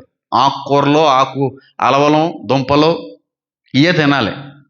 మనిషిలో సింహాలే తింటున్నాయి అంటే నీకేమన్నా విన్న పెద్దడు, ఏం గొప్పడు నువ్వు అయ్యే తినాలి. అందరూ బ్రాహ్మిన్స్ అయిపోతారు ఆ రోజున. No non veg. కాబట్టి నాన్ వెజ్ ప్రియులు ఎవరన్నా ఉంటే బేగా మానేసుకోండి. అవి 1000 ఏళ్ళ పరిపాలనలో ఉండే పరిస్థితి వస్తాయి. సింహానికే మరి గడ్డి ఆడుతున్నప్పుడు నీకు ఏమన్నా పెద్ద తందూరి మొక్క ఎడతాడు ఆయన? మనం అదే తినాలి, ఆకుకూరలు, అలవలు తినాలి. ఎందుకంటే వృక్ష ఫలాలను ఆయన అన్నాడు కదా ఇందాక. వృక్షఫలం అని అన్నాడా ఇందాక? అనలేదా హెస్కేల్ గ్రంథంలో? వృక్షఫలములు తింటాం. ఏదైనా తోటలో కూడా ఇచ్చింది వృక్షఫలం, మీకు నచ్చింది తినమన్నాడు. అంటే ఆహారం, సముద్రం అన్నీ కూడా తినొచ్చు అని అన్నాడు అనుకోండి, అది వేరే విషయం. అది దాని గురించి కూడా మాట్లాడతాను. తర్వాత చూడండి, పాలు తాగేటువంటి పిల్లలు నాగుపాము పుట్ట యొద్ద ఆటలాడును. అంటే పాలు తాగేటువంటి పిల్లలు పాముల పుట్టల దగ్గరికి వెళ్ళి పాములు పట్టుకుని ఆడతారు. ఇప్పుడు ఆడారు అనుకోండి, తల్లిదండ్రులుగా మనం ఏం చేస్తాం? ఓ బాబు అక్కడికి వెళ్తున్నాడు, పాము ఉంది, బుస్సు కరిసేస్తుంది అంటాం. కానీ అప్పుడు ఏం అనక్కర్లేదు, ఎందుకంటే పాము ఇచ్చేది అంత గ్యారంటీ. పాములతో ఆడతారు పిల్లలు. ఇప్పుడైతే పిల్లలకు ఆడుకోవడానికి రిమోట్ కంట్రోళ్ళు, డ్రోన్లు, బోల్డ్ అని డబ్బులు వేస్ట్. అప్పుడు ఏం కొనక్కర్లేదు, బొమ్మలు. మనం జంతువులన్నీ బొమ్మలే వాళ్ళకి. ఇంక ఓ రేంజ్లో ఆడుకుంటారు, బొమ్మలు ఉండవు. ఇంకా జంతువులు వాటికి బొమ్మలు. చక్కగా పాముని తీసుకొస్తాడు, డ్రోన్ అనుకుంటాడు, ఇలాగెలా తిప్పుతాడు, అలా పాడేస్తాడు. సింహం అలా వెళ్ళిపోతుంటాడు, తోకను చూస్తా, తోకను ఇలాగెలా అంటాడు, దాన్ని వెళ్ళిపోమంటాడు. అన్ని బొమ్మలే, ఇంక బొమ్మలతో పనే ఉండదు. ఎంత డబ్బు ఆదా చేస్తున్నాడు చూడండి దేవుడు మనకి. అలా ఆడుకుంటారండి, నాగుపాములతో పిల్లలు ఆడుకుంటారు. మిడినాగు పుట్ట మీద పాలు విడిచిన పిల్ల తన చేయి చాచును. మిడినాగు అంటే భయంకర పెద్ద సర్పం. పాముల్లో, నాగుపాముల్లో పెద్ద పాములు. దాన్ని కింగ్ కాబ్రాస్ అంటారు. కింగ్ కాబ్రాస్, కాబ్రాస్ అంటే త్రాచుపాము. అంత పెద్ద పెద్ద పాములతో చిన్నపిల్లలు ఆటలాడుకుంటారు. తన పరిశుద్ధ పర్వతం అంతటను ఏ మృగమును హాని చేయదు, నాశనము కూడా చేయదు. ఎంత అద్భుతంగా ఉంటుందో పరిపాలన చూడండి. ఏదైనా తోటలో ఉన్నటువంటి అనుభవాలు ఎన్ని. ఏదైనా తోటలో పాము రాకముందు ఇలాంటి ఎన్నో ఉన్నాయి. వధ ఉందా? సింహం ఇంకో దాన్ని చంపడం ఉందా? అన్నీ కలిసిమెలిసి తిరిగి, జింకలు, పుల్లు, సింహాలు, ఏనుగులు అన్నీ కలిసి తిరిగి, అన్నీ జంతువులే.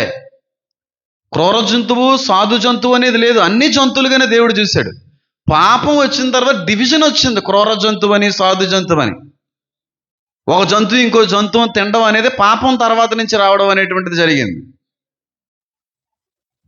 కాబట్టి ఆ 1000 ఏళ్ళ పరిపాలనలో అస్సలు వధ, బాధ, ప్రాణం పోవడం అనేది, ఒక జీవి మనిషి ఆహారం, ఆకలి తీర్చడానికి ఆహారం అవ్వడం అనేది ఉండనే ఉండదు, అస్సలు ఉండదు. సందేహం లేదు. పరలోకంలో ఉంటాయంటారా జంతువులు అంటే? అక్కడ కూడా ఏం ఉండవని అంటాను. ప్రకటన గ్రంథంలో వచ్చినాన్ని బట్టి నాకు అనిపిస్తూ ఉంటుంది. సముద్రం ఇక లేదు అని ఉంది బైబిల్లో. ఇంకా సముద్రం కనబడదు. మరి సముద్రం లేదంటే చేపలు కూడా ఉండవు. చేపలు గాలిలో ఎగరవు కదా. చేపలను ప్రత్యేకంగా, జీవులు ప్రత్యేకంగా ఏం చేయలేక దేవుడు అన్నిటినీ. కానీ భూమి మీద చేసిన జంతువుల కంటే ముందు నుంచే ఉంది సముద్రం.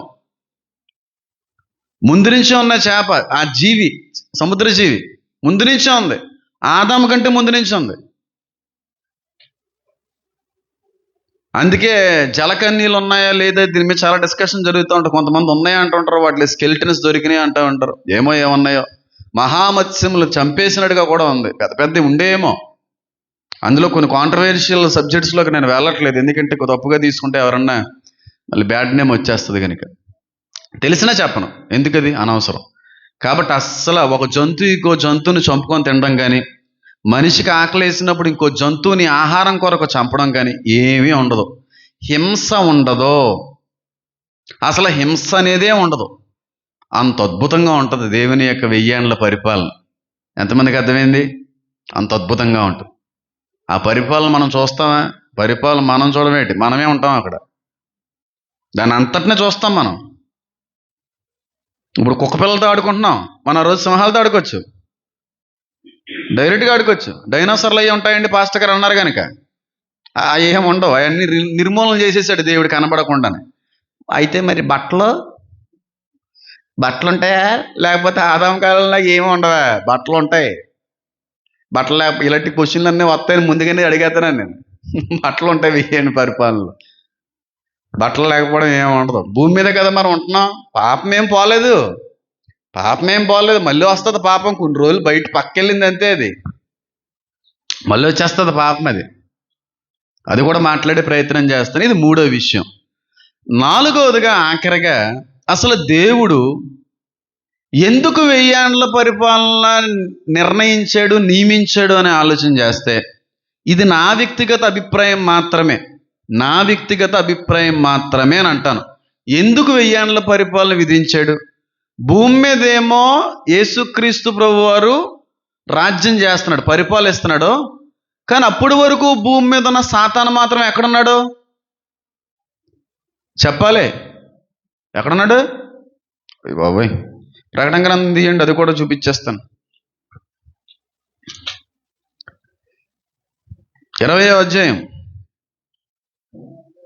ఇందాక అన్నాం కదా, పరలోకంలో కూడా బహుశా జంతువులు ఉండకపోవచ్చు అని చెప్పి. దాని గురించి మాట్లాడితే ఇంకా చూడండి, 21వ అధ్యాయం 1వ వచనంలో కనబడుతుంది. అంతటి నేను క్రొత్త ఆకాశమును కొత్త భూమిని చూచితిని.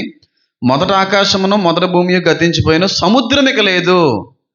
అంటే జలరాశి, జలజీవులు లేవు పరలోకంలో. కాబట్టి ఈ జీవులు కూడా ఉండకపోవచ్చేమో నేను అనుకుంటున్నాను.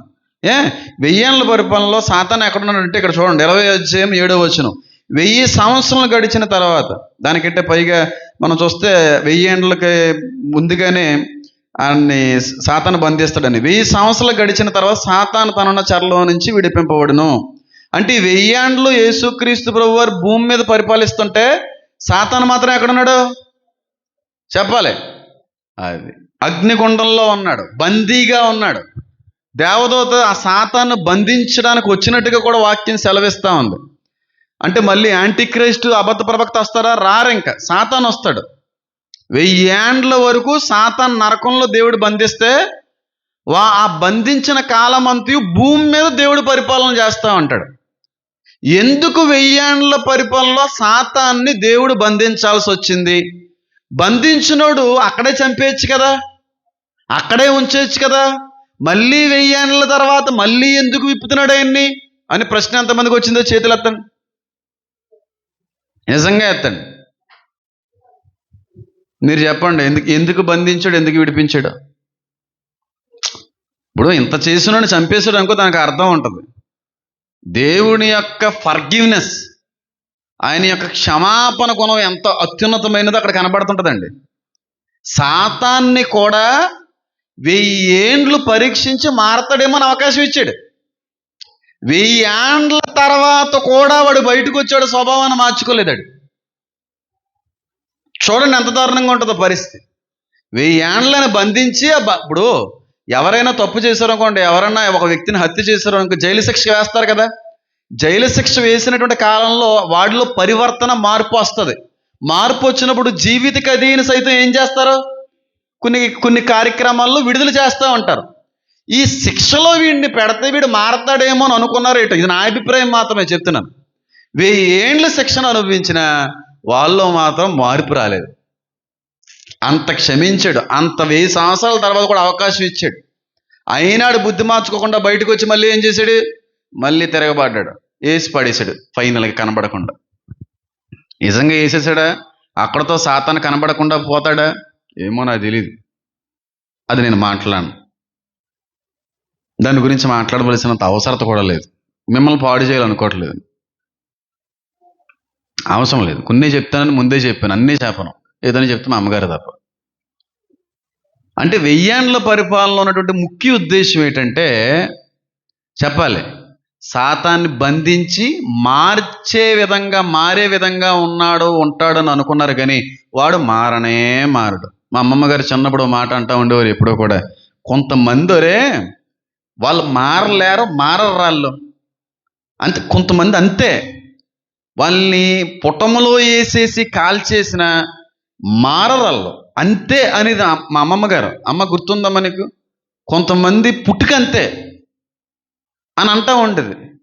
దాన్ని బట్టి నాకు అర్థమైంది ఏంటంటే, ఆ పుట్టుక ఎందుకంటే నిత్య అగ్నికి ఆహుతి అవ్వడానికి దేవుడు అలా కొంతమంది అలా చేసేసాడేమో మొండోలుగా అనిపిస్తూ ఉంటుంది. 1000 ఏండ్ల తర్వాత వాడిని విడిపించిన వాళ్ళు మార్పు రాలేదు. చాలామంది అంటూ ఉంటారు, అంటే ఇప్పుడు మరి అంతం ఉండదంటారండి సాతానికంటే. దాని గురించి కూడా రిఫరెన్స్ ఉంది, ఎప్పుడన్నా మాట్లాడతాను. కానీ చాలామంది అంటూ ఉంటారు ఏమనంటే, ఏమంటే ఎంత నరమేధం జరుగుతుంది, ఎంత హింస జరుగుతుంది, ఇన్ని హత్యలు జరుగుతున్నాయి, ఎంతమంది రేపులు జరుగుతున్నాయి, దేవుడు అనేవాడు కానీ ఉంటే అన్నిటిని ఎందుకు చూస్తా ఊరుకుంటాడండి అని అంటూ ఉంటారు కొంతమంది. ఇలాంటి మాటలు మీరు విన్నారా లేదో? నాస్తికులు ఎక్కువ మాట్లాడుతూ ఉంటారు, దేవుడు లేడు అని వాదించేటువంటి వ్యక్తులు అంటూ ఉంటారు. అలాగే కొంతమంది క్రైస్తవ వ్యతిరేకులు కూడా ఈ మధ్యన అంటున్నారు, అక్కడ యుద్ధం జరిగింది, అక్కడ పిల్లల్ని చంపేశారు, అక్కడ భూకంపం వచ్చి చచ్చిపోయారు, వాళ్ళు ఏం చేశారు, వీళ్ళు ఏం చేశారు, హత్యలు ఇవన్నీ కూడా ఎందుకు జరుగుతున్నాయి, దేవుడు అనేవాడు ఉంటే అలాగే ఎందుకు చేస్తాడు, అలా చూస్తా ఎందుకు ఊరుకుంటాడని చెప్పి. ప్రకటన గ్రంథంలో మాట ఉంటుంది, అపరిశుద్ధుడు ఇంకా అపరిశుద్ధుడుగానే ఉండనిమ్ము, అవినీతిపరుడు ఇంకా అవినీతిపరుడుగానే ఉండనిమ్ము, తప్పుడు జీవితంలో జీవించేవాడు ఇంకా తప్పుడు జీవితంలోనే జీవించనిమ్ము, పరిశుద్ధుడు పరిశుద్ధుడుగానే ఉండనిమ్ము, నీతిమంతుడు నీతిమంతుడిగానే ఉండనిమ్ము, న్యాయం జరిగించేవాడు న్యాయంగానే ఉండనేమో. కానీ ఒక కాలం రాబోచున్నది, తీర్పు ఇచ్చేటువంటి సమయం అని రాయబడింది. ఎందుకు అలా చేస్తుంటాడంటే, చూసి చూన్నట్టుగా ఒకప్పుడు అందరికీ గిఫ్ట్లు ఇవ్వడానికి. అందుకు అలా ఉంటాడు, చూస్తా ఊరుకుంటున్నాడు, ఏం చేయట్లేదు ఏమనుకోకండి. టైం వచ్చినప్పుడు గిఫ్ట్ ఇవ్వడానికి, దానికి సంబంధించిన జీతం ఇవ్వడానికి. ప్రకటన గ్రంథం 22వ అధ్యాయం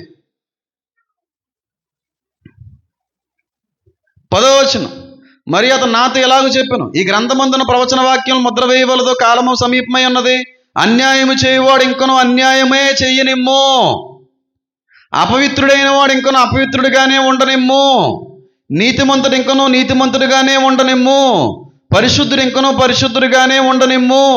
ఇదిగో త్వరగా వచ్చుచున్నాను, వాని క్రియ చొప్పున ప్రతి వానికి ఇచ్చుటకు నేను సిద్ధపరిచిన జీతము నా యొద్దనే ఉన్నది. జీతం ఇవ్వడానికి కొంతమందిని చూసి చూడనట్టుగా వదిలేస్తాడు, ఏం అండవు. టైం వచ్చిన తర్వాత జీతం ఇస్తాడు, ఫుల్ ఆఫ్ అమౌంట్, అసలు ఫుల్ ఆఫ్ శాలరీ. ఎంతమందికి అర్థమవుతుంది? ఇలాంటి మాటలు చెప్పి నిద్ర వచ్చేది మనకి, బాగా నాకోసమే అని. మన కోసం మాట్లాడుతున్నప్పుడే నిద్రలోకి వెళ్ళిపోయానండి అన్నట్టు ఉంటాం మనం కొన్నిసార్లు. కాదంటారా? అన్యాయం చేసేవాడిని అన్యాయం చేయని, ఎందుకని ఆపడం? చేసేవాడిని ఆపొద్దు, స్వేచ్ఛ ఇచ్చాను కదా. ఆదాము తప్పు చేస్తుంటే ఆపిడా? ఆదామునే ఆపినాడు, మనల్ని ఎందుకు ఆపుతాడు? ఏం ఆపడు. చేసేవాళ్ళు చేయనివరా, జరగనివరా చూస్తున్నానులే. కానీ ఒక రోజు ఉంది, ప్రతి దానికి సంబంధించినటువంటి జీతాన్ని నేను ఇస్తాను. కొంతమంది స్కూల్లో పిల్లలు బాగా చదవకపోతుంటే తిడతా ఉంటారు, చదువు అని. అయినా మాట వినలేదు అనుకోండి, ఏం చేస్తారు టీచర్లు? వదిలి పాడేస్తారు, ఏవి అనరు. ఎగ్జామ్ ఫెయిల్ అయ్యారు అనుకోండి, అప్పుడు ఎలా ఉంటుంది పనిష్మెంట్? ఏమనరు, చదవట్లేదంత మాత్రం కొట్టడం చేయడం ఏమంట, వదిలేస్తారు. సర్లే చదివితే మానేరు అని చెప్పి. కానీ ఆ వ్యక్తి పొరపాటుగా ఎగ్జామ్ ఫెయిల్ అయితే అప్పుడు స్కూల్ చుట్టూ పరుగులు, గోడ కుర్చీలు, పనిష్మెంట్లు అప్పుడు ఉంటాయి. పనిష్మెంట్ అప్పుడు ఉంటుంది. చేసింది ఏది ఎక్కడికి పోదు.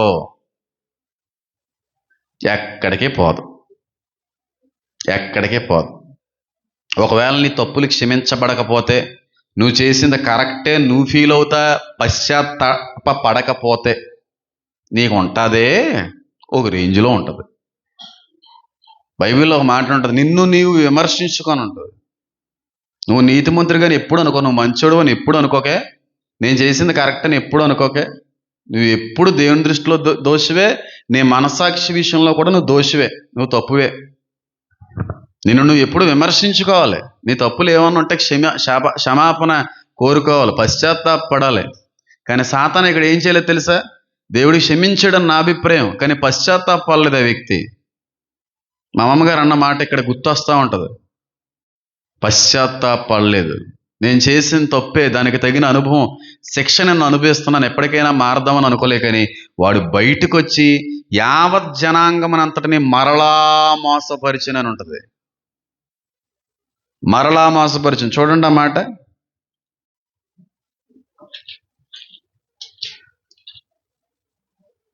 20వ అధ్యాయం 7వ వచనం. 1000 సంవత్సరం గడిచిన తర్వాత సాతాను తానున్న చెరలో నుండి విడిపింపబడును. భూమి నలుదిశల యందుండు జనములు లెక్కకు సముద్ర ఇసుకను వలె ఉన్న గోగు మాగుగను వారు మోసపరిచిన వారి యుద్ధముకు పోగు చేయటకు వాడు బయలుదేరును. భూమి మీద ఉన్న వారు అందరినీ ఏం చేసింది? మోసపరిచి. అంటే మారాడా మారలేదా సైతాను? కొంతమంది సాతానులు ఉంటారు, మారరాళ్ళు. పుటమిలో వేయబడిన స్థితిలో ఉన్న వాళ్ళు మారరు. మొండోళ్ళల్లో, మూర్ఖులలో శిక్ష ఎక్కువ ఎవరికి ఉంటుందంటే మొండివారికే. బండబారిపోయిన హృదయాలకని ఉంది వాక్యంలో. నా వాక్యము, నా మాట అగ్ని వంటిది కాదా, బండలను బ్రద్దలు కొట్టే సుత్తి వంటిది కదా. వీళ్ళకి శిక్ష ఎక్కువ ఉంటుంది. ఈ బండబారిన హృదయాలకి, మూర్ఖ హృదయాలకి శిక్ష ఉంటుంది. మాంసపు గుండెలకు శిక్ష ఉంటుంది. వాళ్ళకి చెప్తే నాకు బాగా గుర్తుపెట్టుకోండి. మూర్ఖంగా, మొండిగా, మేము అనుకున్నది మేము అన్నట్టుగానే చేస్తాం, మేము అదే లెవెల్లో వెళ్తాం అని ఉంటారు చూడండి. వాళ్ళని కొడతాడు. ఫరోని ఏం చేశాడు? గుండెని రాయి చేశాడు. ఫరోని ఎక్కడ కలిపేశాడు? సముద్రంలో కలిపేశాడు. అంత భయంకరంగా ఉంటుంది వాళ్ళ నాశనం. కొంతమంది చాలా మొండోళ్ళు ఉంటారు, చాలా మూర్ఖులు. నా జీవితంలో వెళ్ళటం కొంతమంది చూశాను. వరస్ట్ ఫీలోస్. ఒక మనిషిగా నేనే చిరకపడుతుంటాను వాళ్ళని బట్టి. అలాంటి వ్యక్తిని కొడతాడు దేవుడు, సరిగ్గా ఇస్తాడు జీతం. ఇంకా సేవకుడు చెప్పిన మాట వినరు, పెద్దలు చెప్పిన మాట వినరు, ఇంట్లో వాళ్ళు చెప్పిన మాట, ఎవరు చెప్పినా నేను అనుకున్నదే, నేను మారను, నేను ఇలాగే ఉంటాను. అలాంటి మొండి బారిన, బండబారిన, మూర్ఖ ఘటాలకు ఇస్తాడు జీతం గట్టిగా. ఎందుకంటే వాళ్ళు పశ్చాత్తాపడరు. మనసాక్షి గద్దిస్తున్నావా, మనసాక్షికి లోబడరు. సాతాను అదే కదా చేశాడు, పశ్చాత్తాపడలేదు. క్షమాపణ గుణాన్ని దేవుడు ప్రదర్శించినప్పటికీ వాడు పొందుకోవడానికి నేను అర్హుడు కాదన్నట్టుగానే బ్రతికాడు. బయటికి లాక్కొచ్చాడు. మారడేమో చూడండి రా, మారలేదండి. ఏం చేశాడు? ఎప్పటి వరకు మీరు ఎవరినైతే పరిపాలించారో, మీ పరిపాలన ఎవరైతే చూసి ఆనందించారో, మళ్ళీ అందరూ వాడు అంటే వెళ్ళిపోయారండి. మళ్ళీ అందరినీ వాడు లాగేస్తాడు. అంత మోసగాడాడు. అప్పుడు కొడతాడు. ఎవరు కొడతారు? కుమారుడు కొట్టడు, తండ్రి కొడతాడు. ఎందుకంటే తండ్రి మూలంగా వచ్చాడు ఆ వ్యక్తి, సాతాను. కుమారుడు ద్వారాగా కాదు, గుర్తుపెట్టుకోండి. సాతాన్ అనేటువంటి ఒక ఏంజిల్ బీయింగ్, ఒక దూత క్రియేట్ చేయబడింది తండ్రి మూలంగా, కుమారుడు ద్వారాగా కాదు. దేటిని ఇందాక ముగ్గురు ఒకళ్ళన్నారు, మళ్ళీ ఇప్పుడు వేరే చెప్తాను తత్వం గురించి. బుర్ర పాడైపోద్ది అంటున్నాను. అంత అద్భుతంగా ఉంటుంది తత్వ సిద్ధాంతం గురించి. చరిత్రలో ఎవరో చెప్పుంటారేమో, అంత అర్థవంతంగా చెప్పే ప్రయత్నం చేస్తాను.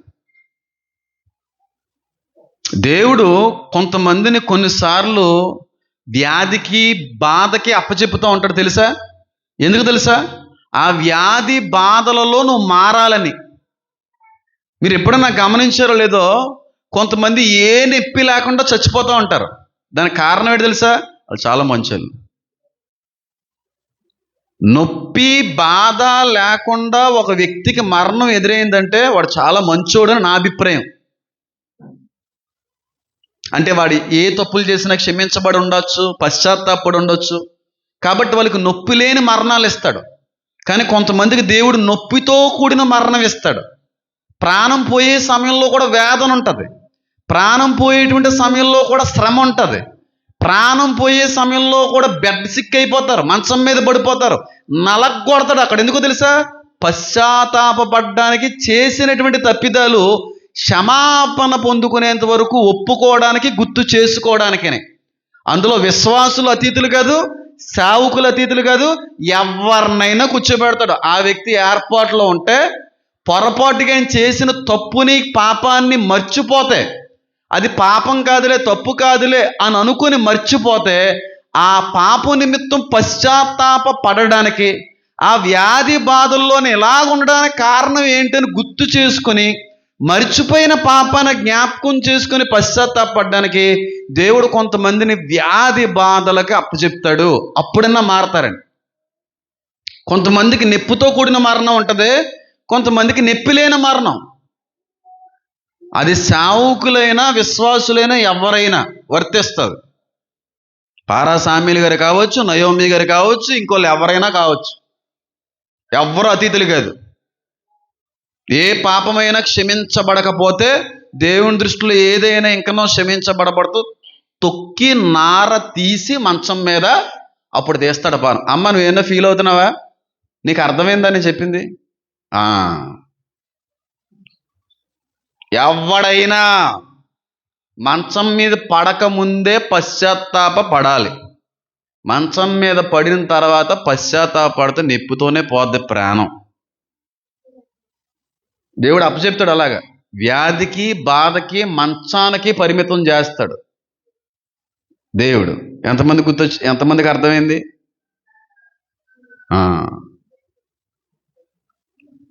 ఎవడైనా ఒకటే. దేవుడు అంత ప్రేమిస్తున్నాడు కాబట్టి ప్రేమించువాడు గాయాన్ని చేస్తాడు, గాయాన్ని కడతాడు. అక్కడైనా సరే ఈడైనా మారతాడేమో అని చెప్పి పంపితే అక్కడ మారలేదు వీడు. ఇంక పశ్చాత్తాపం, ఇంకా క్షమాపణ కూడా అవసరం లేదు వీడికి. ప్రేమ చూపించడం వేస్ట్ రా అనుకున్నాడు. లాస్ట్లో ఇంక వేసి పడేసాడు దేవుడు. చాలా మంది అడుగుతూ ఉంటారు కదా, ఏంటి సులువైన మరణం ఏమండి, నొప్పి లేని మరణం ఏమండి పాపా అని ప్రార్థన చేస్తుంటారు. చేస్తారు ఎవరన్నా? ఇక్కడ చేసేవాళ్ళు ఎవరన్నా ఉంటే ముందు నీ పాపాలు ఏమన్నా క్షమించబడలేని ఉన్నాయేమో ముందు గుర్తు చేసుకుని వాటిని బట్టి క్షమాపణలు కోరుకో. ఆ ప్రార్థన చేయక్కర్లేదు. నొప్పి లేకుండానే పోద్ది ప్రాణం. నొప్పి లేని మరణం ఏమన్నాయినా, నొప్పి లేని మరణం ఏమండనైనా, నొప్పి లేకుండా ప్రాణం తీసేసుకో ప్రభు అని ప్రార్థన చేస్తుంటారు కొంతమంది భక్తులు. ఎందుకా ప్రార్థన? ఏ పాపాలో లేకుండా అన్నీ పశ్చాత్తాపడి అన్నీ క్షమించబడితే నొప్పి లేని మరణమే అవుతుంది నీకు. నొప్పి ఉన్న మరణం ఎవరికి వస్తుందో తెలుసా? సంసోనుకు వచ్చింది, సౌలుకు వచ్చింది, ఇస్కరియోతు యోధాకు వచ్చింది. ఎందుకో చెప్పమంటారా? దేవుడు ఆ శ్రమకు అప్పచెప్పినప్పటికీ కూడా ప్రభువా మమ్మల్ని క్షమించి కాపాడు అన్నారు, కానీ మారలేదు వాళ్ళు. కాబట్టి అప్పుడు అలా ఆ విధమైన ఎండింగ్ ఉంటుంది కొంతమందికి. మరి హతసాక్షులు కూడా అలాగే చచ్చిపోయారా? వాళ్ళకి దేవుడు జీవకిరీటాలు సిద్ధపరిచాడు. కాబట్టి కొంతమందికి ఆ విధమైన మరణాన్ని దేవుడు ముందుగానే నియమిస్తాడు. వేదనతో కూడిన మరణం క్రీస్తు నిమిత్తమే కిరీటాలు పొందుకోవడానికి అదొక కారణం. నార్మల్ డెత్ గురించి మాట్లాడుతున్నాను నేను. సంసోను బతికించలేడా దేవుడు? అంత బలం ఇచ్చినాడు. ఒక్కసారిగా జుట్టంతా పోయింది, మళ్ళీ జుట్టు మొలిసింది, శక్తి వచ్చింది, శక్తి ప్రభావంతో నింపబడ్డాడు, అంతమందిని వేసి పడేసాడు. బ్రతికించలేడు? అంత చేసినాడు, బ్రతికించడు. ఎందుకంటే పూర్తిగా మారలేదు ఇంకా వ్యక్తి. సౌలు పశ్చాత్తాపడు లాస్ట్లో ఇలాంటి మరణం వస్తుంది అని చెప్పి దేవుడు అనుకుంటే బతికించగలడు, కానీ బతికించలేదు, మారడు ఆ వ్యక్తి. యోధ ఒప్పుకున్నాడు, నేను తప్పు చేశాను ప్రభు అని అనుకున్నాడు, కానీ లోపల ఏదో ఒక అపరాధ భావం ఉంది, వెళ్ళి ఊరేసుకొని చచ్చిపోయాడు. మనసు మారలేదు ఇంకా వ్యక్తికి. వేదనతో కూడిన మరణాలు. నిండు వృద్ధాప్యంలో మరణించిన వాళ్ళు ఉన్నారు. ఎవరో? యాకోబు, అబ్రహాం గారు. వీళ్ళు ఎలా మరణించారు? మంచి లైఫ్ స్టైల్ వాళ్ళది. లాస్ట్లో చచ్చిపోయేవాడు మొక్క లేకుండా వాళ్ళు పోలేదు, వాళ్ళు మొక్క తినిపోయారు. వాళ్ళు ఒక రేంజ్లో వాళ్ళ సాగనింపు జరిగింది ఆఖరిలో కాదా? నిండు వృద్ధాప్యం అని ఉంటుంది వాళ్ళ గురించి మాట్లాడితే. అంత అద్భుతంగా వచ్చింది వాళ్ళకి మరణం. ఇవాళ తప్పులు చేయలేదా? యాకోబు మోసగాడు కదా, మామను మోసం చేయలేదా? అన్నను మోసం చేయలేదా? ఎందుకు మరి అంత చక్కగా పశ్చాత్తాపడ్డాడు? అన్న దగ్గరికి వెళ్ళి కాళ్ళ మీద పడిపోయాడు ఆ వ్యక్తి. క్షమించమన్నాడు మామయ్య గారిని, ఒప్పుకున్నాడు తన పాపాన్ని. ఎంత అద్భుతమైన మరణం వచ్చింది. ఐగుప్తు సామ్రాజ్యం అంతా కూడా డెడ్ బాడీతో వెళ్ళిందండి. డెడ్ బాడీతో ఐగుప్తు సామ్రాజ్యం మంచి హుందాగా వెళ్ళాడు. లాస్ట్లో ఆ మరణం ఎలా ఉంది? ఎలా ఉందా మరణం? అది అలా చచ్చిపోతాయి. సింహంలో చచ్చిపోవాలి, కుక్కలా కాదు. మనిషి అన్న తర్వాత పాపాలు చేస్తూ ఉంటాం, తప్పులు చేస్తూ ఉంటాం, ఏదో రకమైన రీతిలో పడిపోతూ ఉంటాం. కానీ ఒప్పుకొని విడిచిపెట్టి వాటి పట్ల మనం పశ్చాత్తాపడాలి. వాళ్ళకి సులువైనటువంటి మరణం వచ్చే అవకాశం ఉందని నా అభిప్రాయాన్ని చెప్తున్నాను. అంటే చాలా చూశాను కాబట్టి, వాక్యంలో చాలా గమనించాను కాబట్టి అనిపిస్తుంది. అంతేగాని ఇలాగే ఉంటాను నేను, బండబారిపోయి ఉంటుంది నా గుండెకాయ, మొండిబారిపోయి ఉంటుంది నా గుండెకాయ, నేను మూర్ఖురాల్ని, నేను మూర్ఖుడిని, నేను ఎవడ మాట విన్నా సీతయ్యని అన్నాం అనుకో, సీతయ్యే బత్తయ్య అయిపోతా లాస్ట్లో. సీతాయి కాస్తే ఏమైపోతా, బత్తాయి జ్యూస్ అయిపోతావు. చూసుకోమని ఇష్టం. పిండెత్తాడు దేవుడు. ఏదో ఎటకారాలు ఆడుతున్నారు కొంతమంది, ఇంకా తెలియక ఆయనతో గేమ్స్ ఆడితే అలా ఉంటుంది. కాన్స్తో గేమ్స్ ఆడకండి, దేవుడితో గేమ్స్ ఆడకండి. కాన్స్తో గేమ్స్ ఆడండి, బ్రహ్మానందం గారితో ఆడండి గేములు, దేవుడితో కాదు. పిండెత్తడం ఆయన, పిండి పాడేస్తాడు. నేను అలాంటి సిచ్యువేషన్స్ ఎన్నో ఎదుర్కొన్నాం కాదు చెప్తున్నాను. ఎక్కడ తొక్కి నార తీయాలని బాగా తెలుసు. ఎక్కడ తొక్కాలో, ఎప్పుడు తొక్కాలో, ఆ నారని, ఆ నరాన్ని ఎప్పుడు లాగాలో, ఆ నొప్పికి ఏ విధమైన ఆలోచనలోకి మనం వెళ్ళాలో ఆయనకు బాగా తెలుసు. చాలా జ్ఞానం ఉండాలి దేవుడి దగ్గర, చెప్తున్నాను. చాలా జ్ఞానంగానే. అందుకే ఆయన క్రియలను చూసేవాడు కాదు, ఆయన పై స్వరూపాన్ని చూసేవాడు కాదు. దేన్ని చూస్తున్నాడు? హృదయంతరంగాలను బట్టి తీర్పు తీరుస్తాడు ఆయన. నీ బుద్ధి ఎలాంటిదో, నీ స్వభావం ఎలాంటిదో, నీ ఆలోచన ఎలాంటిదో, నీ హృదయంలో ఉన్నటువంటిది ఏ విధంగా ఉన్నదనేది చూస్తాడు ఆయన. నువ్వు ఏ ఆలోచనతో, ఏ ఇంటెన్షన్తో నువ్వు చేస్తున్న మీద చూస్తాడు దేవుడు. ఎప్పుడు ఇంటెన్షన్ చూస్తాడు ఆయన. మనిషి చేసే పాపానికి అది ఇంటెన్షన్ చూస్తాడు. నీ బుద్ధిని చూస్తాడు, నీ ఆలోచన విధానం, దాన్ని బట్టి కొడతాడు ఆయన. నీ కుళ్ళు బుద్ధి అనుకో, నీది వేరే రకమైన బుద్ధి, దాన్ని బట్టే ఉంటుంది నీ ప్రతిఫలం. ఎంతమందికి అర్థమైంది? ఈ పిల్లకి బాగా అర్థమైందా? జాగ్రత్తగా ఉండాలి, కుళ్ళిబోతులుగా ఉండకూడదు. మనం అందరినీ ప్రేమించాలి. మంచి పిల్ల చిన్నపిల్ల కదా, అలా ఉంటారు కొంచెం. ఎవరన్నా మంచి డ్రెస్ వేసుకుంటే మనం బాధపడతాం, ఎవరన్నా మంచికి రబ్బర్ తెచ్చుకుంటే బాధపడతాం. అలాంటి స్వభావం ఉండకూడదు. చిన్నప్పటి నుంచి అందరినీ ఒకే రకంగా ప్రేమించాలి. మా అమ్మగారు, నాన్నగారు నాకు, రేపు పెన్సిల్ ఏమైపోయిందిరా, పొద్దున్నే కదరా కొత్త పెన్సిల్ కొని షార్ప్ చేసి ఇచ్చాను అనేది మా అమ్మ గుర్తుందా? సాయంత్రానికి మాయమైపోయేది. ఏం చేసామంటే ఎవడవరకు ఇచ్చేసేవాడిని. అలాగా పంచిపెట్టడం నాకు అలవాటు, అన్నీ పంచిపెట్టేశాను. లేని వాళ్ళకి ఇవ్వాలి. నిన్న కూడా నీతి సూర్యుడి గురించి విషయంలో చెప్పాను చూడండి. ఒకరిని చూసి ఎప్పుడు మత్సర పడకూడదు, ఎప్పుడు అసూయ పడకూడదు. నీకు ఉన్నదానిలో నువ్వు సుఖంగా ఉన్నావా లేదని చూడాలి తప్ప, ఈ ఆలోచన విధానాన్ని బట్టి తీర్పు తీరుస్తాడు దేవుడు. నీ ఇంటెన్షన్ బట్టి ఉంటుంది తీర్పు, నీ బుద్ధిని బట్టి, నీ కుయుక్తిని బట్టి. అది మనుషులకు అర్థం కాకపోవచ్చు, మనుషులు కనిపెట్టకపోవచ్చు, కానీ దేవుడు కనిపెడతాడు వాటిని. దేవుని కనిపెడతాడు. నిజ ప్రేమ, మోస ప్రేమ, ఎన్నిటిని ఆయన కనిపెట్టుకుంటూ వస్తూ ఉంటాడు దేవుడు. దానికి ప్రతిఫలం జీతం ఇస్తానంటున్నాడు వచ్చిన సమయంలో. దానికి తగిన జీతం నేను ఇస్తాను. ఉండనే అవినీతిపరుడుగానే ఉండనేమో, అపరిశుద్ధుడుగానే ఉండనేమో, అన్యాయం చేయవాడు ఇంకనూ అన్యాయమే చేయనేమో అన్నాడా? ఎంత ఎంత భయం వేస్తే తెలుసా మాట. చేయనే ఏముంది అందులో, బాధ ఏం పడకండి. అన్యాయం చేయవాడు ఇంకనూ అన్యాయం చేయమనేమో, అపవిత్రుడు ఇంకనా అపవిత్రుడిగానే ఉండనేమో. ఇదిగో వాని క్రియ చొప్పున ప్రతి వానికి ఇచ్చుటకు నేను సిద్ధపరిచిన జీతము నా యొద్ద ఉన్నదే. నువ్వు చేసిన దానికి సంబంధించిన జీతం ఆయన దగ్గర ఉంది. ఆయన ఇస్తాడు ఇచ్చే సమయంలో. ఎంతమందికి అర్థమైంది? అది పరిస్థితి. 1000 ఏళ్ల పరిపాలన గురించి 4 నేర్చుకున్నాం. మొదటగా సమాధానం ఉంటుంది. దౌర్జన్యము, పగ, ప్రతీకారాలు, లేదంటే హత్యలు, రేపులు ఏవి ఉండవు. రెండోదిగా ఏముంటుంది చెప్పాలి?